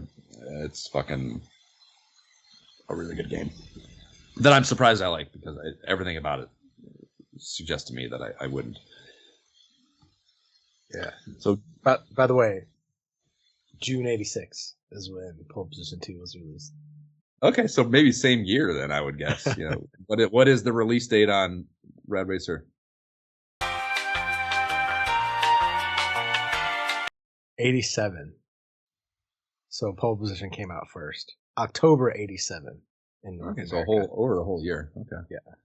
Well, so it makes sense. That doesn't make any sense. Then this guide couldn't have come out in January of 87. Right? That doesn't make any sense. I mean, I guess they could have Zelda. Zelda 2 wasn't out yet either. Maybe. Yeah, it says Japan, August 7th, 87. North America, October 87. Interesting. So either this came out later in the year, or they knew it's an internal document, so they would have been able to play games before they released commercially. So maybe they had whatever. Interesting. Interesting little discrepancies there. Data East finally gets a little shine with a 2-banger on Ring King. Jay? Yeah. Only hard training will make you a fine champion. Attain the glory of the world crown with steady training. This game is based on the real boxing world. With many hours of practice, your own boxing ability will increase, and you will be entitled to challenge the world champion. The ring awaits you. No mention of the possibility of getting Puff Puffs in there. Pretty glaring omission by Nintendo of America. I'd only played this game the one time we'd first seen it way back when we last talked about Puff-Puffs in this game, or rather so, I thought it worth getting back in there and taking a fuck with it. It's a really interesting boxing game. Like, particularly it feels like an arcade cabinet, which is, I think I would want to point out, is not a commonality of 1987 Nintendo games, I don't think. And there seems to be a lot of really simulation-minded aspects to the boxing. Dueling Puff-Puffs for the fucking boxers in between rounds notwithstanding. Like, the way you kind of circle each other and the punching, it feels simulation-minded, you know, which is obviously a stark contrast to the more arcadey and more, you know, just puzzle game that Mike Tyson's Punch-Out is, which, you know, I don't even think it's a boxing game, but even if you want to group the two together, I think they're very, very, very, very different styles of video games. So, yeah, it's interesting. I think it would be very risky as a game app, but I think there might be something cool there. You know, I was intrigued, and you can tell that you need to play it more to really understand what you're doing and get a feel for how the boxing, the give and take and strategy of the boxing goes, you know, which I certainly have not gleaned in my plays, but it could be good. Dude, yes. I played so much of this. I forgot about this game.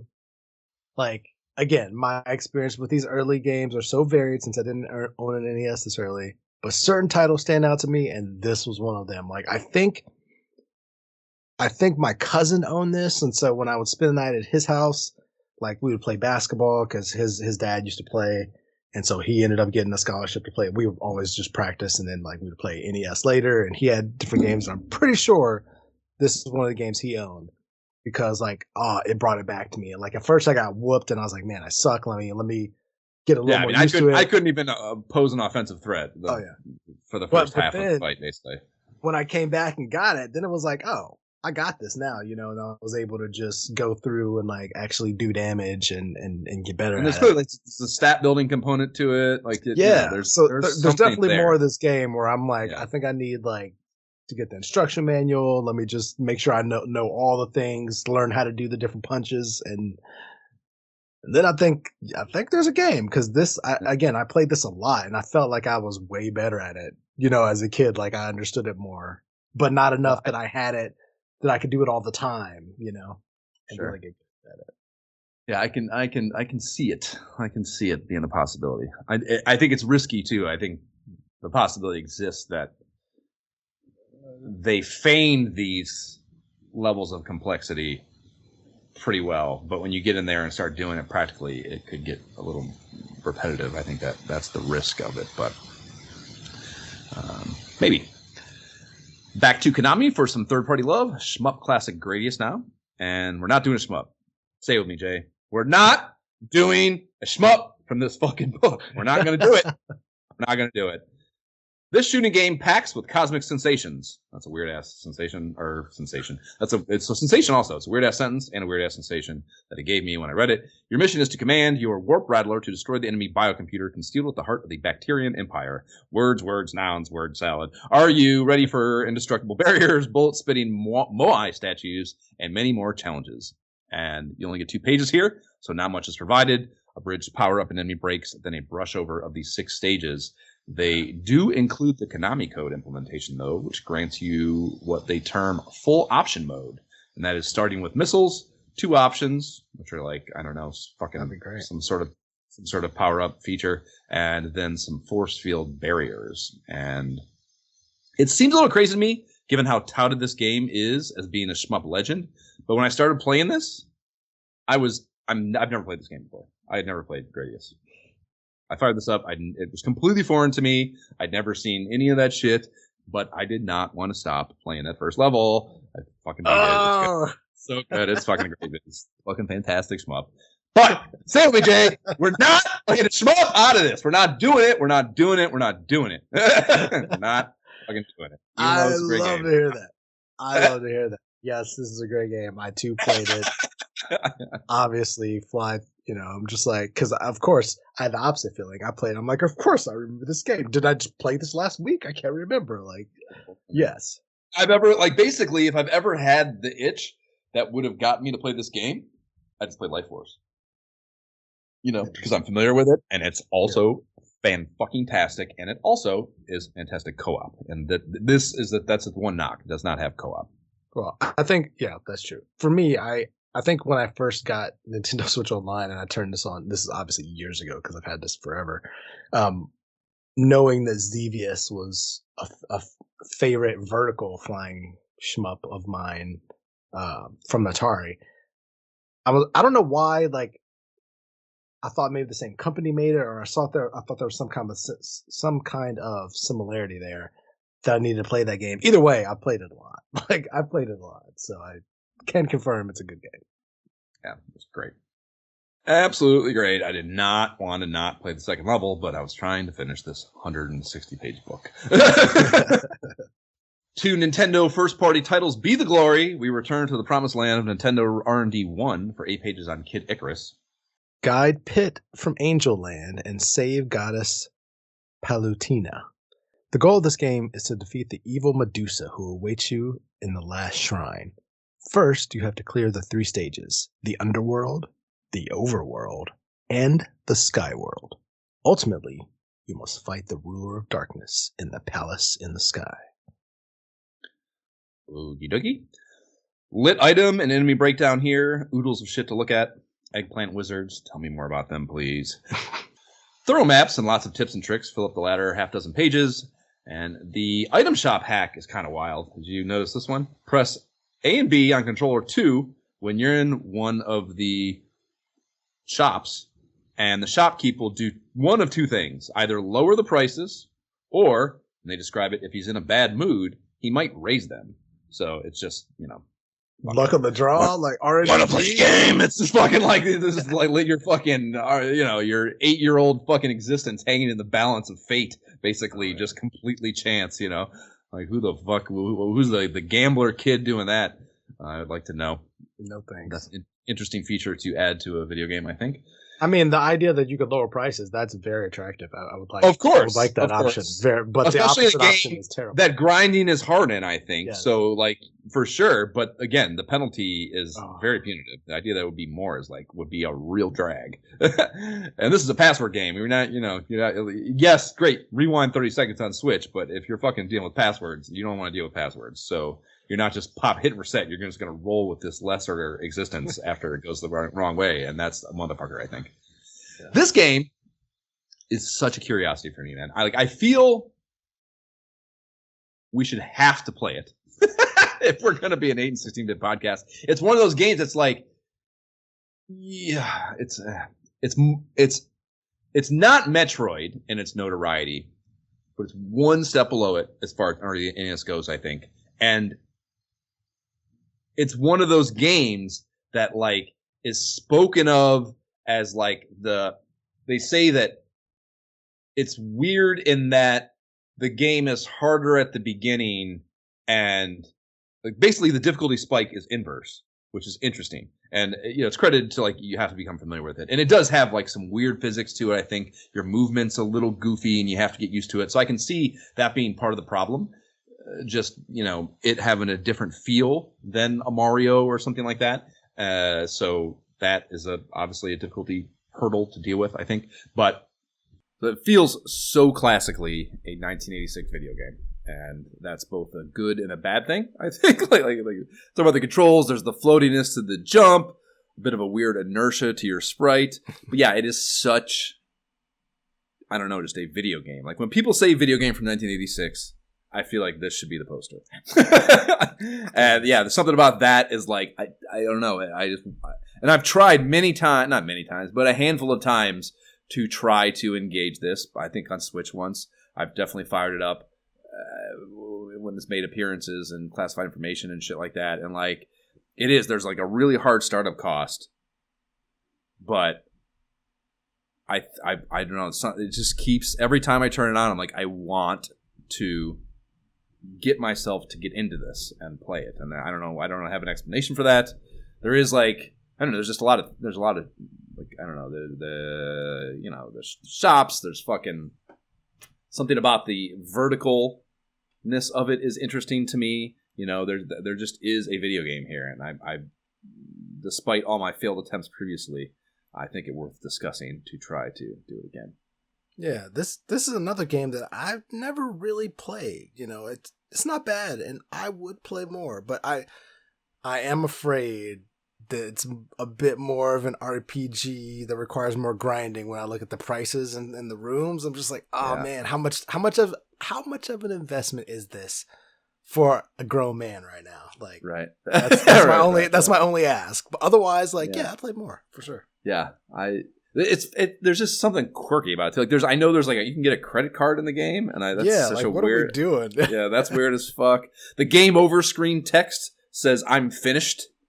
exclamation instead of any other game over screen ever. Basically, the password screen is called sacred words. You know, there's a lot of like fun quirkiness to it that I think will even like the sprites. You know, like that.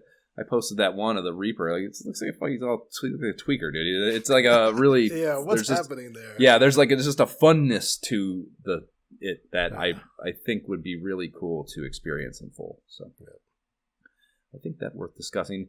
This is an example, but I was saying they eke out a 4-banger out of pro wrestling next, and that's crazy. Slam into action and grapple the Great Puma. This is a magnificently realistic simulation of a real-world pro wrestling game, and I mean, let's talk about that sentence for a second. Magnificently realistic simulation, not true, of a real pro wrestling game. So it's a simulation of a game. Like they don't know think what about to call that. It. What is think about that. It doesn't. That's a very illogical sentence. From the acrobatic Starman to the more orthodox King Slender, there are many wrestlers, each using their own variety of techniques. Which one do you want to use to take the championship belt or champion belt? And I'd never have guessed that there were 12 basic moves that you could do with the limited NES controller on this black box game, which is the count they break down here on the first page. Mm-hmm. That is of note to me. There is also a breakdown of the 6 wrestlers: Fighter Hayabusa, Busa, Starman, Kincorn Khan, maybe, the Amazon, Giant Panther, King Slender, each of which have their own 1 or 2 special moves. That's cool. The flowchart to squaring off with the Great Puma requires a yellow box of its own. It says here you have to beat all the... And I clearly didn't know this. I've played this game a handful of times, but you would never play pro wrestling for more than, 7 minutes. Like, who the fuck sits down and plays pro wrestling for a long period of time? I don't know if you're playing head-to-head, maybe, but, as a one-player thing, it's just never... That would be me, Josh. Yeah. You played this game extensively? That's wild. This game. I love this game. I knew the different moves, the different combinations, what to press. This is another game. I'm pretty sure I owned it because if not, I had it for so long. I had to have owned it early because I played so much of this game. And wow, yeah, looking at the Amazon, seeing his face, I want to kick him in his face. Same thing. Yeah, I remember you saying that. I remember you saying having a deeply entrenched emotional response to the Amazon. That's funny. I do. Yes, but sadly, I'm not up on my wrestling gaming skills, so I was getting pinned every time this game. It's so frustrating. Yeah. I was getting better at it, but it was still frustrating that I was losing. But at the same time, I know this was definitely a jam for me. That's a thing too. Is it's on the same note that I talk about the basketball games, early wrestling games. Same thing.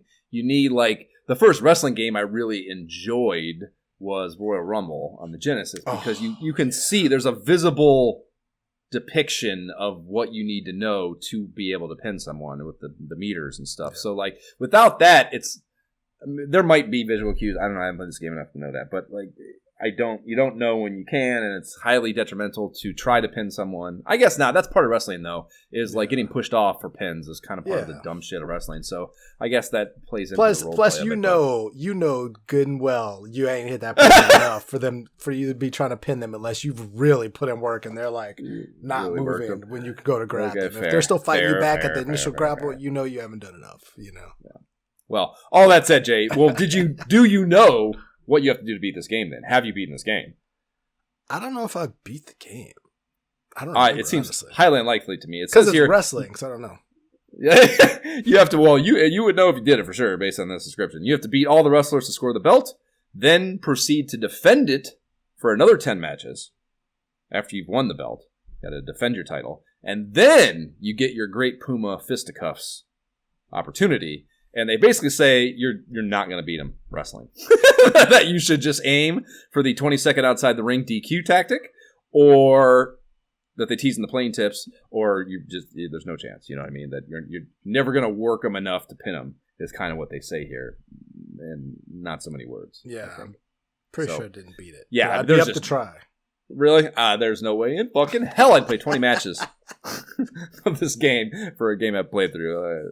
Sorry, Magul. Not unless you got a hundo for able gamers. Even then, you should pick Tecmo Wrestling. Fucking, it's great. Yeah, $100 for able gamers, or no way in fuck am I playing 20 matches of pro wrestling. Even I don't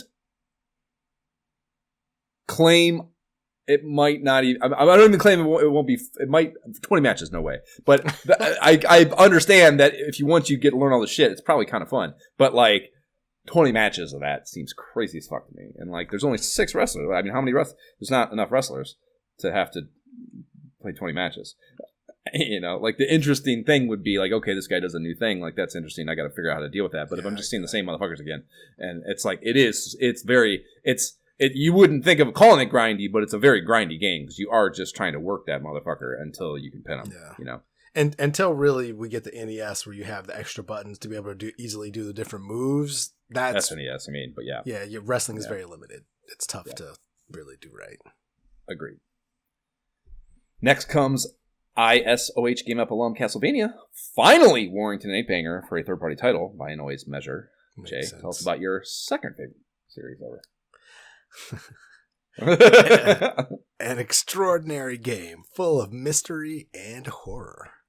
The Count has once again awakened and is ready to stalk the earth. Your mission: stop him at any cost. The Count wakes up in his coffin and awaits you. Hurry. Breakdown, maps, etc., etc. One thing we have done right with this podcast, we've given this game and its series its due, I think. That's true. Done both the first one and the third one. Given its, and especially they're broken video games, so in particular that we've given it that much effort. You've gotten your love, Castlevania. You're very good. Get a 2-banger on Excitebike now. Let fly with a super jump. You too are Supercrosser. Great sentence. That's Danny McBride sentence too. I love we've coined that term, Danny McBride sentence. And we'll always know what it means now. This podcast is just, there's so much lore. This is a Nintendo of America production. Why is it written off like a why is that written like a translation nightmare? You know what I mean? Like this was not a Japanese release. This is an NOA production. So what the fuck, well, I don't know. It might have been released in Japan first, but it was localized by the companies, so it doesn't make sense that there's goofy language here, I think. Anyways, the exciting game of motocross is played right in your own home on your television set. The techniques used for super jumps, wheelies, and blocks are almost the same as those used in an actual Supercross course. Yeah, hello internet, please AI me why TVs were called television sets back in the day. That's what I thought of reading that. Jay, the term television set originates from early television technology, where the components for receiving and displaying a signal were housed in a single, often decorative, cabinet or set. These sets would include the tuner, amplifier, display, and sound system all working together to receive and display the signal. While modern televisions often have these components integrated into a single flat panel display, the term set has persisted, particularly among older generations. Now, Jay, so it's no longer a set. How does it feel to be learned? I feel so learned right now. Thank you, Josh. Yeah. Other than that little tangent, there is no useful information contained herein. It's just a reminder to play this, despite how basic it is. Very fun game. Excitebike is fun. It's fun. It's just a good, fun game. I don't know. It's a fun game. I don't know. It's a fun game. I wish I would have had this as a kid or had more access to it. Because I think as a kid, I would have loved that course. In fact, I have memories of engaging it. I can't remember how old I was, or even if maybe I was an adult when I was doing it. I think I might have done it on the Animal Crossing version of the game. Yeah. I think I might have built Excite Bike courses in the Animal Crossing basement of my house, or of the house of my Animal Crossing basement in like 2001. That would have been, sitting in that fucking apartment on 14th, fucking making Excite Bike courses. Is fucking awesome. on Animal Crossing is so good, But yeah, just the game, it's just fucking fun. It's so basic. It's so fun though. It's fucking stupid how fun it is. Arkanoid, the first time we're seeing Taito here in this book. This is their Breakout clone. It gets 2 pages after that. Jay, explain Breakout to me. Tell me about Candy Crush.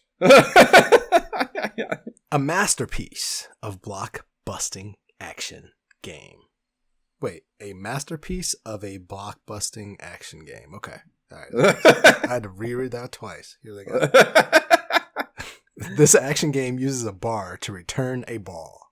At first glance, it looks easy, but it's actually a very exciting game. As the game progresses, enemy characters appear and your mission becomes more difficult. It's a game of great excitement. Yeah, we're not playing Arkanoid for a game map either. Are you kidding me? Yeah, but though it is just as fun as every fucking Breakout clone ever. It's a great game, but we're not gonna play it. It is. I mean, this is the game that was on my first BlackBerry phone back in New York when I was like, look at this game. I got this fun game as I walk around the city looking for auditions. Like, it's a great game. Amazing, yeah. I love they try to jam a story blurb prologue into the beginning of, like, when you say when you fire it up. Like, we're not just playing Breakout. It's incredible. I did fire it up, though, and play it. But if mine's broken. It's fucking the... nice. The ROM I have, I couldn't get it. It doesn't move. I can't get my thing to move. It acts like I need a... or it doesn't act like... But, like, my interpretation is it needs a roller ball or trackball. But, like, no NES... That doesn't exist. I played it. And it was fun to me. Really? It was good. Yeah, it didn't work. Maybe it was just my handheld emulator. I was still up in maybe something was going on there. Yeah, because with my standard NES control, I was good, man. I was like, hey, yep, still fun. Maybe the analog. I don't know. It's not an explanation because the analog is mapped just like this control pad is on that. I don't know why it wouldn't work. Anyways, 4-banger on Konami's Russian attack gets us back into some 80s military complex propaganda subject matter. This is the ultimate action game of survival and pursuit. As a warrior, your mission is to destroy the enemy's ultimate secret weapon. Your only defense is a simple army knife. The odds are against you. That is correct if you only have a knife. And head towards the enemy base. Your route will carry you through 6 side-scrolling stages. The items you can obtain are limited. Good luck. That's a great way to close that, I think. And yeah, the entire weapon and enemy breakdown fitting on the first page, along with how to play. And the operation is simple, is how they start that. And that's apropos. I think all are great indicators of how basic bitch this game is. It is a terrible video game. This is a terrible video game. So bad. You only get a knife. Like, it just sucks. It's a suck. It is a suck fucking attack. It sucks. This game sucks. It absolute suck. I can't even try to defend it now. Yeah, I was going to use less harsh words, but yeah, it got better once I got what looked like a rocket launcher, but it's still something that felt far less interesting than the other titles we had to choose from. Yeah. So, yeah. It's interesting to me how far out of their way they go to refrain from offering even the smallest sliver of opinion-based narrative or editorial on these games. And these are in-depth. They call them in-depth reviews. Like, there's no editorial at all. It's like clinical. This is a clinical book. And this is a catalog. We want people to buy every title in this. So we don't want to turn people off at all. Yep. This is not meant to rate them and lower them because we want all of these to sell. Yeah. It is just devoid of any personality. That is what I thought of getting here. Like, I'm playing this shit game and I'm looking at the book. I'm like, there's nothing interesting here. It's such a boring read. It reminded me of when we did that random rag of that Game Player's strategy guide magazine that I had as a kid, the Bionic Commando one. Yep. Like, it is just clinical, man. Like, just information, have some information, play the game, have information. It's oh god, it's just the catalog. You gotta yeah. When you got to write copy about something you're not excited about, it's like, words, pages, yes, words, information, download information. Yeah, it's like, bad. This game, it's just, the game, my interpretation is this game was so upsetting that I got upset at the book. And it made me play it. I think that's how I would, in hindsight, diagnose this particular note.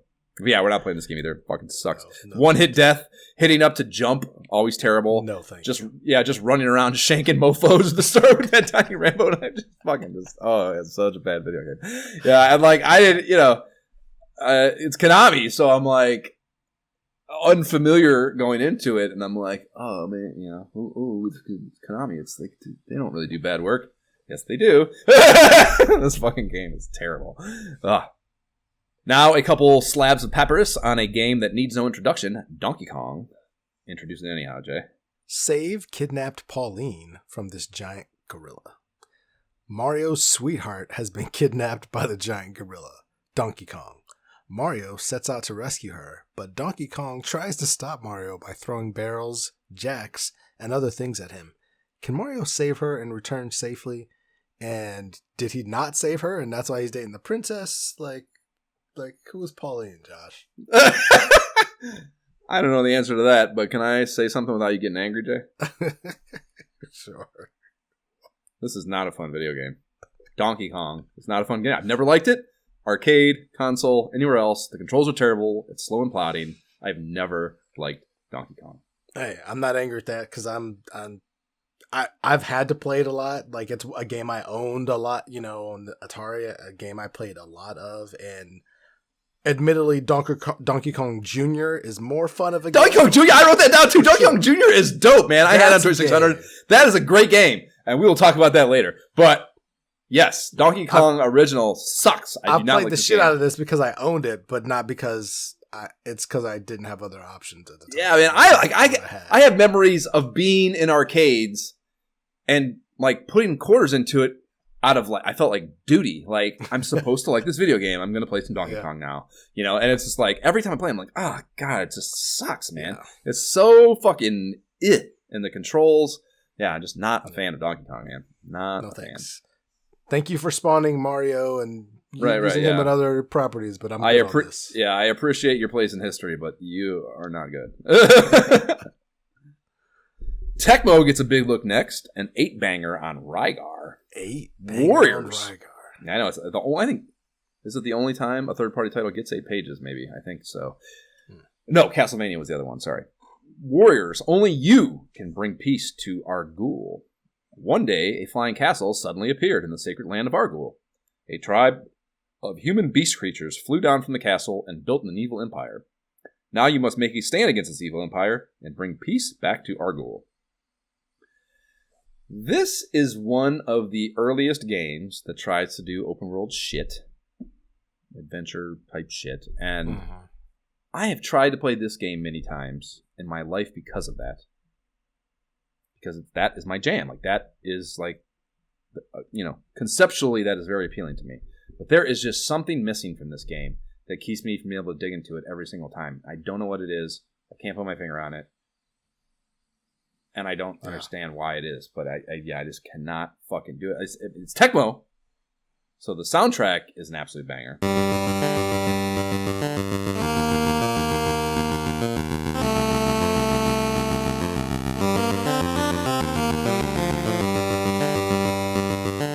I think that's the Stage 5 or Theme 5 theme, which we didn't. This is the only time, maybe ever, that I haven't sent you my. You don't always read it, but I always send you my music selection.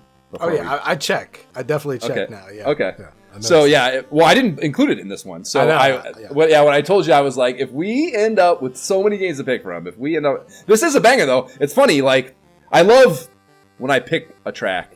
Then I go to get it from G. Belair's fucking library. And then, I'm listening to it as I download it on YouTube. And I have to do all the bullshit I do to download things.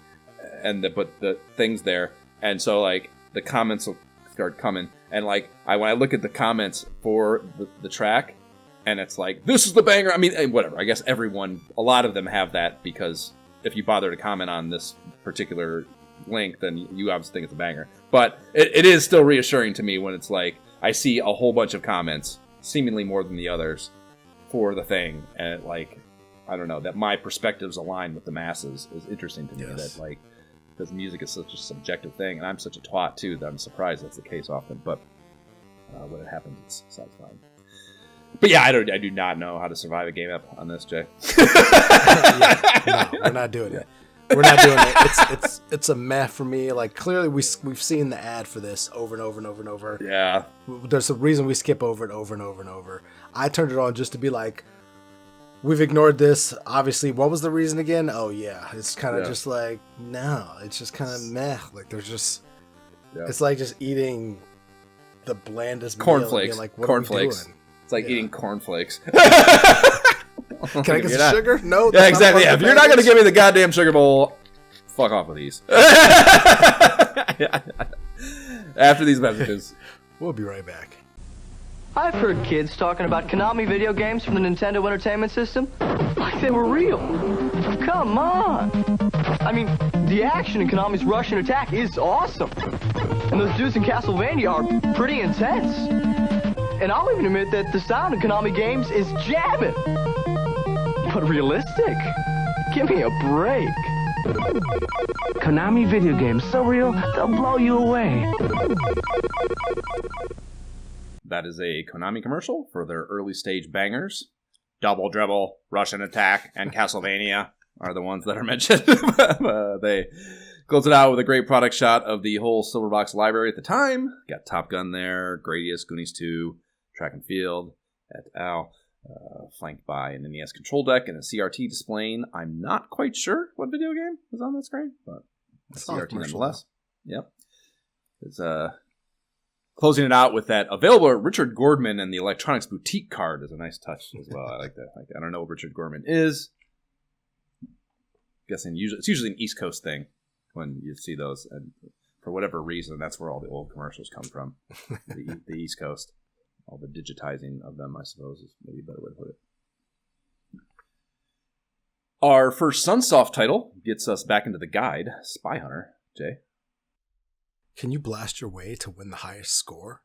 Destroy the enemy's spy car with a machine gun. Drive into the weapon van and equip yourself with missiles and smoke systems. Now it's just a straight shot to the boathouse. I used to play the shit out of this arcade cabinet at Starlight Triple T Skate Rink. Really? Yep. The premise of the game is very appealing to me. Gadgets for a car, oil slicks, smoke screens, etc. Driving to the back of that semi is very fun. You toss in the gas pedal and the stick shift and a cool steering wheel control for the arcade cabinet. And woo, buddy, that's fun shit when you're like 10. But I fired the game up on here. And like, I think I'd played it before on the NES, but all I did was watch my car explode like every 5 seconds. I can't. Yeah, I just can't get into it. I'm like, when you I said you had an affinity for it at first, I'm like, okay, arcade cabinet, I can get it.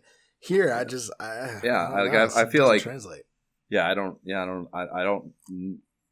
you can't. It's like too crazy for it to be one hit death. I don't know. Yeah, it was weird. Like I feel like it was broke or something, which is a bummer because I think again the premise of the game is good and Sunsoft as a developer, I'm like another one. They don't really do bad work. So yeah, and I guess it's not even that qualitatively I think it looks or plays bad. It just I constantly died and I wasn't able to find a way to not do that. I thought it was just me. I'm like, am I just bad at this? Am I just like over it because it's after work and I'm just kind of tired? Like what's happening right now? Every 5 seconds car exploding. But glad it wasn't just me. Yeah. Goonies 2 now, and nope, I see it behind you, Jay. Never watched this movie. I don't want to watch this movie now. We're not playing this kind of game in the NES. We're all going to die soon, so let's please just get on with our lives and try to enjoy what time we have left.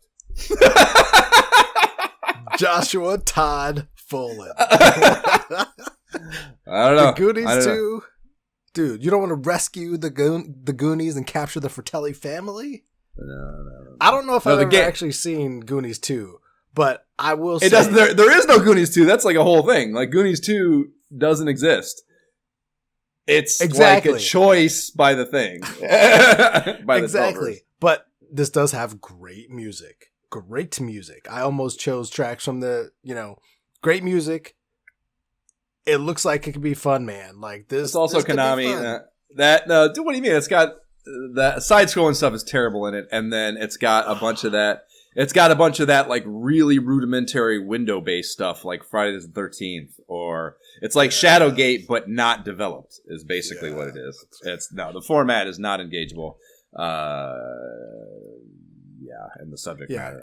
I would probably not love it either, but I just had to throw it out there. I get that, like, it's the kind of thing for the kid who did get into Goonies. It's hard to not love it. I have friends. Will's like that. I remember Will was a Goonies guy, and I don't know. It just didn't hit me as a kid, and I've tried to watch it as an adult. No, I'm not watching this. Oh, you can't just watch it as an adult. It doesn't work, I don't think. Like you can watch it and appreciate it, but it's not the same. It's not the same. SNK's Ikari Warriors after that, and it's pretty fucking wild that this. So yeah, this actually gets a full 8-banger treatment as well. That surprised me.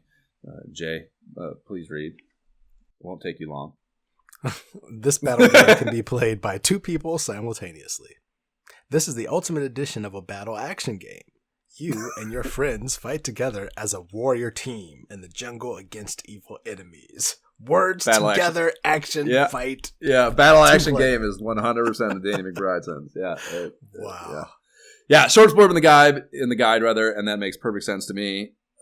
Yes. The description, I posted it. The description of Paul and Vince, our 80s action movie heroes here, absolutely kills me. It reads, Paul, the first player's character, he wears a red headband.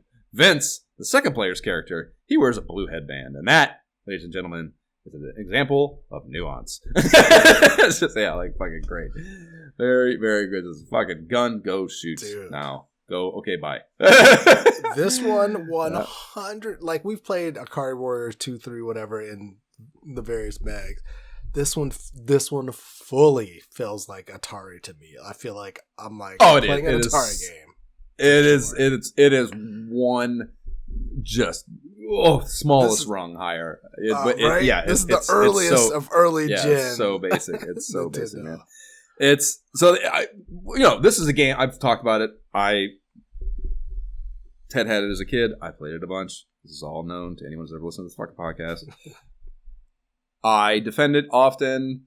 It is just absolutely dumped on constantly by the retro gaming scene. I think a few things. I'm very familiar with it, so anything unexpected is somewhat surprising to me. But I was looking at the breakdowns. Like, I didn't remember there being this many things to pick up, like the power ups and shit. There's more. Way more going on than I expected there to be based on my memory of it. And then also they only have the first couple stage maps in here, and they're a lot longer than I would have guessed. Like, they look like long stages, which in my mind this is not. It's not that. So that was kind of surprising to see as well. And yeah, man, so just beyond those surprises, I fired it up, and I don't know, man, maybe something's wrong with me, but getting that tank is so much fun. Like, getting the tank at the beginning and just running those little pricks over with it is just so much fucking fun. I don't know why. I love it. It's fucking great. And like, the one-hit death thing sucks for sure. And like, I understand that like having the like grooved direction, like shooting things, you can only shoot like the 3 ways or the 8 ways, I should say. So like, I get that that's problematic for the way the enemy movement is and the way this game works, but you learn to deal with that, I think, after a very short period of time. And the enemies aren't fucking flying around the screen anyways. It is pretty plotty, and I think if you put in the situation of co-oping with a friend, I think this game would be a fucking blast, man. I think it's a good fucking game for what it's supposed to be. And yeah, I don't know, man. I do not know why it gets shit on. I don't know why it gets shit on like it does. It's infinitely better than those second and third installments of the game. So, if nothing else, it's without a doubt the best game in the series. Fair. Last and probably least of the in-depth reviews in my book is Irem's Black Box Kung Fu, a powerful kung fu action game. This game sucks, dude.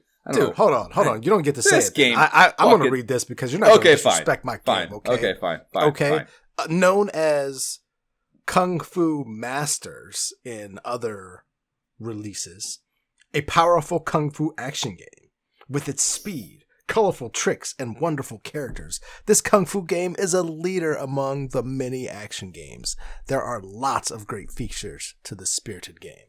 Ooh, features! Tell me more about the features, Jay. The features kind of sound like ninja jump punches and jump kicks and low kicks and normal kicks and That's the problem with this game is it lacks features and fucking tricks. It's just you're on that it's a conveyor belt. You are literally yes. You have a small amount of influence on a conveyor belt that could operate with or without you present.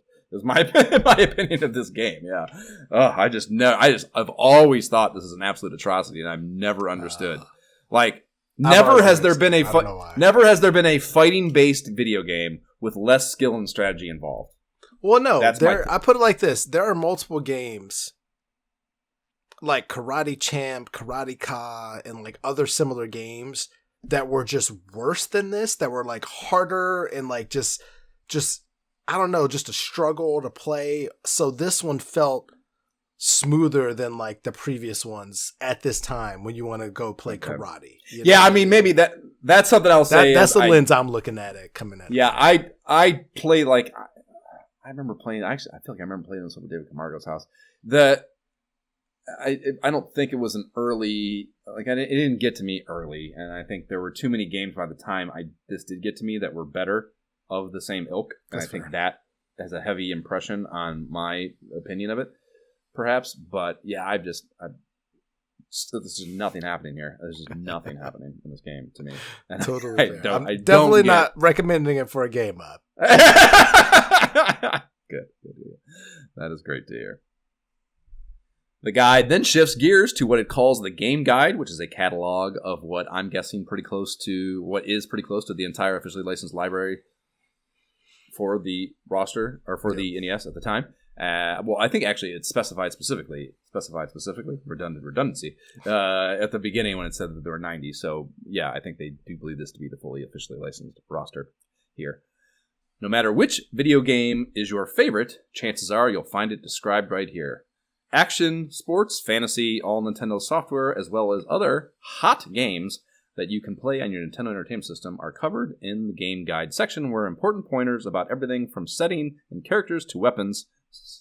So sit back, relax, and read on. With important pointers about everything from setting and characters to weapons. I guess it kind of makes sense. Could use an operator or two in there, I think.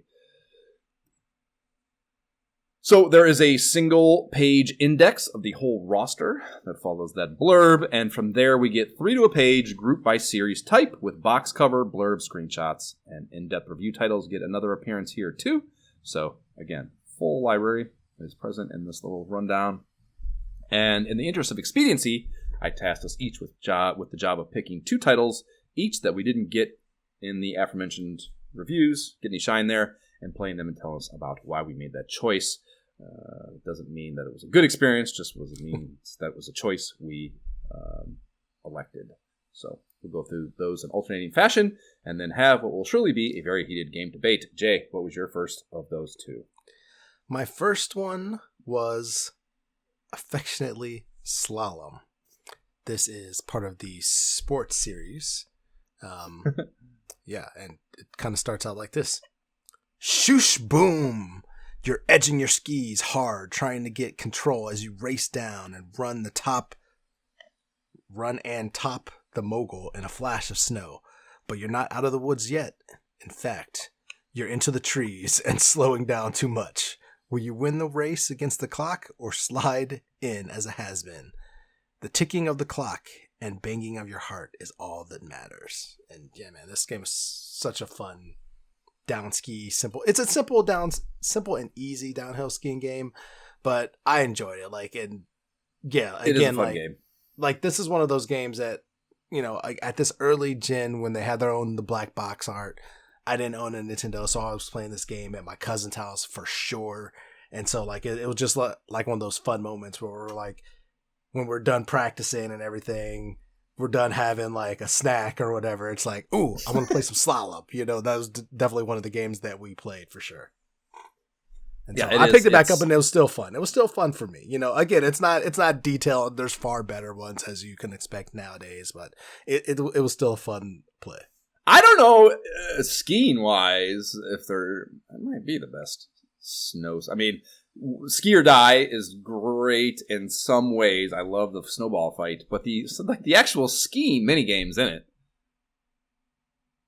not great. So, I mean, like that aerial one was kind of good, but especially for what this is, like a track-based skier, I don't know if I've ever. I'm not hunting down every fucking skiing game ever. Sure, I don't give a fuck about skiing, so I may be speaking out of turn by trying to fucking rank them at all. But slalom might be the best one because I can't think of another one I would rather play. That skiing, it's not too bad. I remember. I think I've only played it the one time we first engaged it, and whatever the fuck it would have been, whichever Nintendo Power would have first fucked with it. I remember playing it and being like, yeah, this is actually kind of fun. So I feel that. Well, my first one is Donkey Kong fucking Jr., Jay.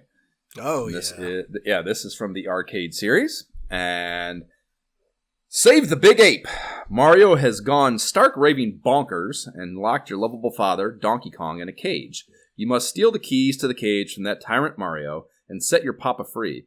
But it's not so easy. Mario plays tough. This off-the-wall monkey business will have you going bananas. The jungle is full of vines and chains to climb on, but watch out for the ape-eating snapjaws, nitpickers, and sparks as you work your way through the key that will unlock the way to freedom for your father. Moving islands and springboards increase the challenge. Be careful. Watch your footing. Try to pick some fruit along the way to get extra points, or use it to bonk the pesky critters below for even more points. Clear the fourth and most difficult round of this jungle adventure, and Donkey Kong is free at last. Yeah, I already mentioned my affinity for the 2600 card of this. Play the fuck out of that. Own it as well. And this is, of course, a better version. It's pretty. I think it's a spot-on arcade iteration of it, to be honest with you. Like, I played it in the arcade as well, and I feel like this is like, if not exact, super fucking close. Like in visual style, like the pixel count per thing is like pretty much the same. Everything, same dimensions. Like it is not diminished or scaled in any way being on the NES, and that's pretty cool, I think. Yeah, I don't remember what magazine we were going through, but I had that exact same experience completely playing it at some point in like the last 2 years, because I made that exact same, I noticed that exact same thing. Like, wait a minute, this is just like the arcade, like specifically for this game. It's a quality game. Quality game. 100%. Not much else to say about it. It's funny. I would love, is it an obscure gem to say Donkey Kong Jr., or is it an obscure game to say that is a good game? Like, does everyone know that? I don't know the answer to that question. Like, clearly, Donkey Kong is going to be the more well-known one. What percentage of Donkey Kong fans think Donkey Kong Jr. is better and or even good? I don't know the answer to that question. That's a good point. I feel like people love Donkey Kong Country. That was a game changer to a lot of people when that came out. So I don't know how much people talk about Donkey Kong Jr., honestly. Right. Yeah, that'd be a good internet poll. What's your title 2? Title 2 for me is Super Pitfall.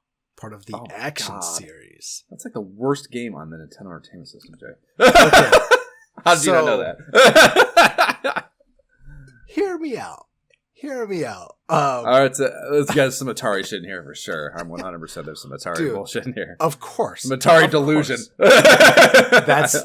I think that is a fair assessment of this. Like, that is what it is. As someone who enjoyed Pitfall very much on my Atari. And I even had to go look that up and pull that one up. Like, what is the version I played?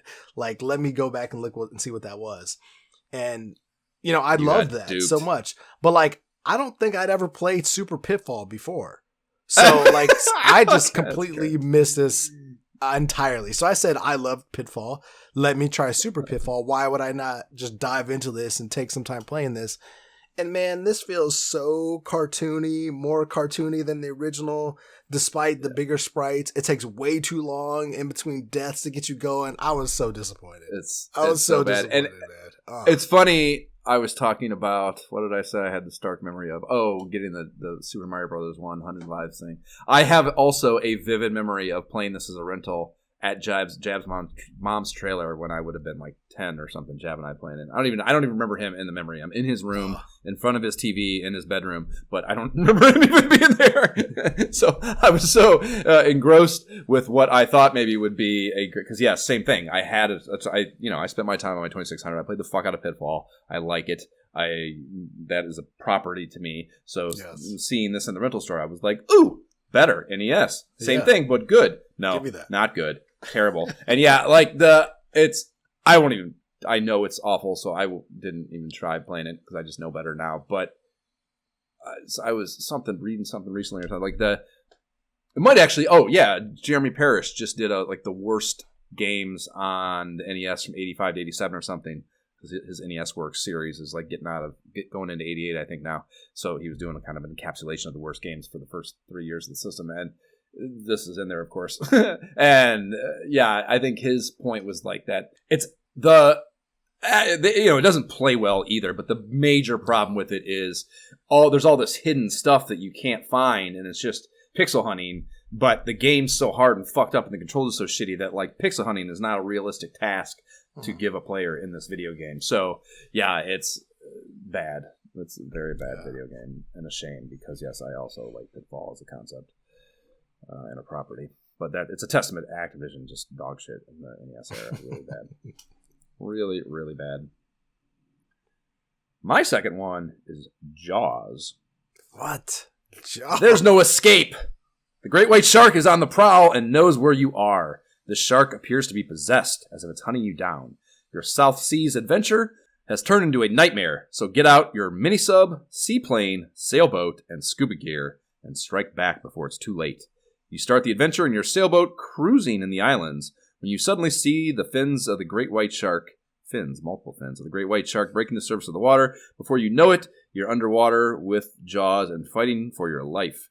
You struggle with Jaws and other sea creatures with bombs and torpedoes while looking for conch shells, which can be used to buy a transmitter or increase your power level when you sail into 1 or 2 harbors with your sailboat. Occasionally you get an opportunity to bomb jellyfish from your seaplane for extra conches. When Jaws is getting near his end, the final heart-pounding scene appears where you struggle to drive your sailboat into Jaws as he lunges out of the water. It's very graphic, I think. What? For children.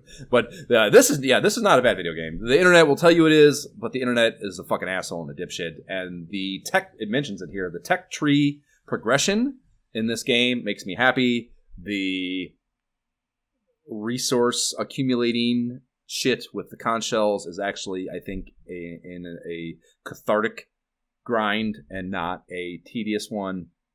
And I've never beaten it. I've played the shit out of it. This is actually a game I remember we got into a kick playing it at my boy AGB's house in high school. Fucking in his bedroom. We would, I think me and Will actually, I remember playing this fucking game and trying to get somewhere in it. And I think I vaguely remember getting to the shark, but not being able to beat it. Or the final thing where you have to fucking jam the thing, and there's a certain nuance to it that we couldn't figure it out or something. So we didn't actually beat it then. But so yeah, it's a game that it's not the greatest video game or anything, but it is fun, I think, and it's a game I wouldn't mind knocking off my bucket list.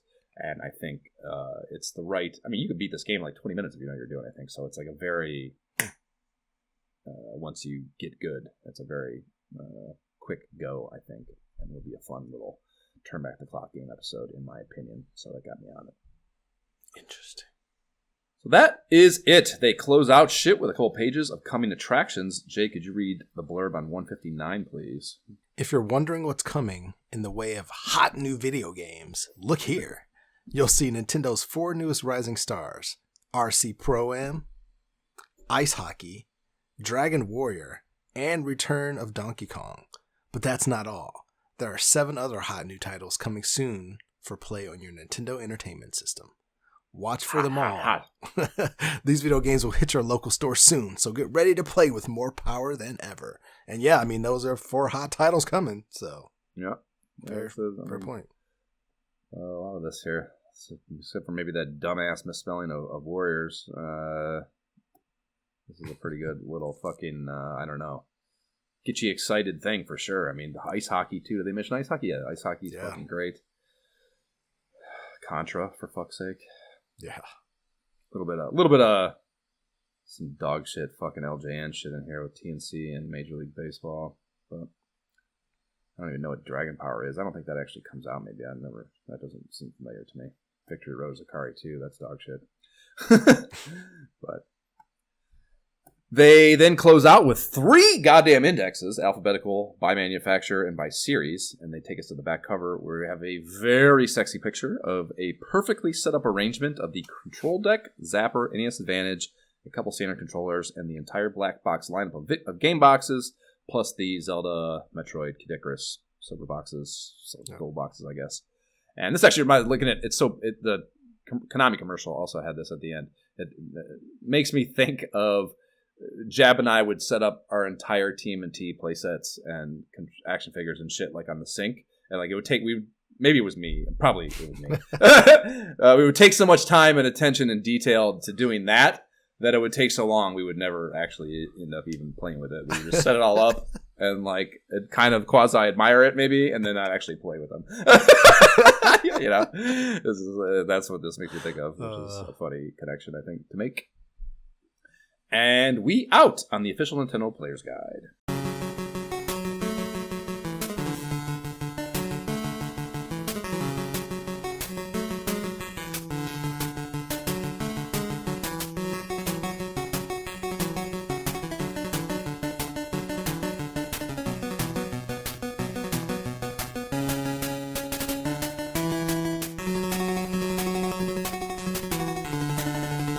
That is the match theme from Tag Team Wrestling, bringing us into this all-important nomination. I believe it's your turn to go first, Josh. Okay. And I'm interested to hear what you have to say, because I was all over the place here, so I'm very interested. I was too. I wrote some shit down. I deleted some shit. I still have too many. Yeah, same here.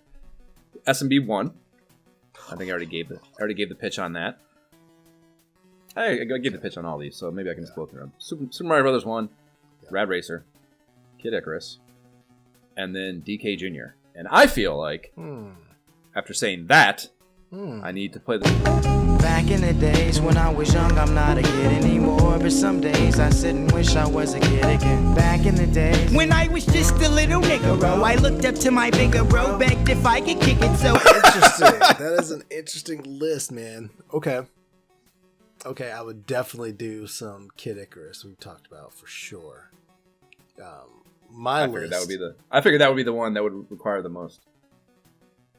No, like I said, I wasn't sure about the RPG elements, but like it was definitely the one that it's the only thing that we have crossover at all. So I had that on my list as like a maybe. I'm not quite sure, but other than that, I had Ring King, Pro Wrestling, and Goonies 2. Yeah, we're far away on those, I think. Yeah, exactly. Yeah, Pro Wrestling, I don't expect a whole episode on it. I just know for me it's something I played as well all the time. Goonies 2, I did not have a bad time playing it, so whatever. Did you get to any of the window shit? No, I did not get I did not get very far at all. Okay, but it was but it was fun. I mean, I did some stuff. I don't remember what I did. I definitely did some stuff. I don't remember I don't remember how, I couldn't tell you how far along I was. Yeah, it's that part of it is rough, I think. But honestly, I was not excited about any of these. Ring King will take a lot, even though I had probably the most fun playing that one. But Kid Icarus, I did, like I said, I wasn't sure how long it would be, but that one I could definitely be talked into some Kid Icarus. Okay, that is interesting. When you said Super Mario Brothers 1 and what else? What did you say? Rad Racer and Donkey Kong Jr. Yeah, I mean, Donkey Kong Jr. is probably not a realistic thing. It's just, it is. That seems more of a simpler kind of. Right, yeah. I feel like there's not enough meat there. Yeah. So, that's kind of just was a fun one to toss in for me. That would be an interesting choice. Now, there's no question it would take anyone who actually listens to this podcast by storm. What? So that's fun. Fun idea for it, but. Yeah, Rad Racer. If you don't enjoy it, that's tough. I hear that because it is a racing game, and theoretically I shouldn't enjoy it either. But there's just something about it that gets me. So yeah, I mean, again, I'm totally thrown off not having to push for Kid Icarus. We should play it. I think we should play it. The only thing that I think would be a counter argument to playing Kid Icarus is that Super Mario Bros. 1. Makes a lot of sense to play out of this, and it's a very We could also, you know what? Here's an argument against it. We could random rag that how to win the strategy guide that they have from this era for Super Mario Bros. 1 and play it along with that. And that is a more appropriate literature plus game thing for this podcast, I think, and just playing Kid Icarus. Yeah, I just makes a lot more sense. Yeah, I don't. I mean, again, it's been a long time since I played Super Mario Brothers 1. I'm just like, at this point, what would I even say about Mario Brothers 1? I just don't know. Like, it just feels like such a normal. I drank water today. I played Mario. I jumped in. That's I don't even know. Like, but that, dude, if you feel that way, that's not why you will. That will same for me. But that's why I think it would be a good episode, is because we're not going to be talking about. We're not. We're going to be. We're not rating it and experiencing something new for the. Well, I will be. We will be microanalyzing things. It will be like, I think it will make for a heady episode because yes, we will be striving to find significant things to think and talk about and comparing. Again, when we approach them like that, when we don't have to deal with like experiencing and getting good at a game, it allows you the freedom to be, I think, a little more academic in the way you talk about it. So that to me is fun. So yeah, but again, yeah, I think a better goal to set for ourselves to get that off our list would be, yes, to pair it with what I've already talked about. Maybe I've already talked about doing that, maybe a random rags on that. So that makes a lot of sense. Actually. Yeah. And I didn't think of that till just now. So yeah, okay. Then I think Kid Icarus it makes a lot of sense to do, and that is also a game that belongs in our pantheon. So let us do that. Then we will play Kid Icarus. Not actually next, because we are. We'll be playing Solar Jetman next. Yes. Because Sir John Beecham dropped a hundo plus on Able Gamers for a donation, which is what you can also do if you would like us to play a game that either I can't get Jay to play or can't get either one of us to play. If you want us to play pro wrestling, even certain someone's out there, you can do that. That's an option available to you. But so we'll play that next, and that will be a whole fucking thing. So it'll take us a little bit of time, I expect, especially getting Jab's fucking ass to play it. And then we will play Kid Icarus. And then we will go back to our Mag timeline, where we will be encountering Nintendo Power number 24. From May 91. And then we also, Jay, got to finish that fucking side quest. We got to get that off our plate. We got to get that done. Yeah, I got to get in there and find out. Too many games. Yeah, too many games. Yeah, fucking John, you really hit us below the belt with that Able Gamers donation when you did. We got a lot of things we got to fucking juggle right now. But we'll figure it out, and we appreciate it. We'll get it done. Yeah. Absolutely. So that is what's coming down the pipe. You can subscribe to the pod on the platform provider, whatever dumbass company that serves up your pottery. Please rate and leave positive shit for the pod on whatever platform you do listen to us on. If you enjoy our nonsense, the website is nyehentertainment.com/ISOHpod. You can email us directly at isohpodcast@gmail.com to send us those receipts for Able Gamers or however, whatever else you want to communicate with us directly about. You can follow the pod and banter with us on the Facebook page, the Instagram, the subreddit, and talk shit to us about our gameplay videos on the YouTube. The links to all those will be in the show notes. We do not have a Patreon, but if you like giving money to things podcasters tell you to, like do so in our direction, and you don't have $100 to spare for the game thing, you can also just make smaller donations to the Able Gamers Foundation, who create custom gaming rigs for gamers with disabilities, and that is cool as fuck. AbleGamers.org is where you can find them. T-shirts are on the website. They're dope, and proceeds on those after pod expenses go to Able Gamers. I'm wearing the OG one right now. Jay, what are your socials? Your blue sky is... I knew you were going to say that. Gentleman JB without the second E is my gamer tag. Let's game it up. I am on Blue Sky at nyehentertainment.com. I am on Instagram at MyShiftKeyIsBroke. And then my Steam and Oculus tags are also MyShiftKeyIsBroke. Got to get into the multiplayer on No Man's Sky, so come push me to do that. Okay, bye. Bye. What is Todd doing there? Tell me more about Todd. Like the AI suggestions. Very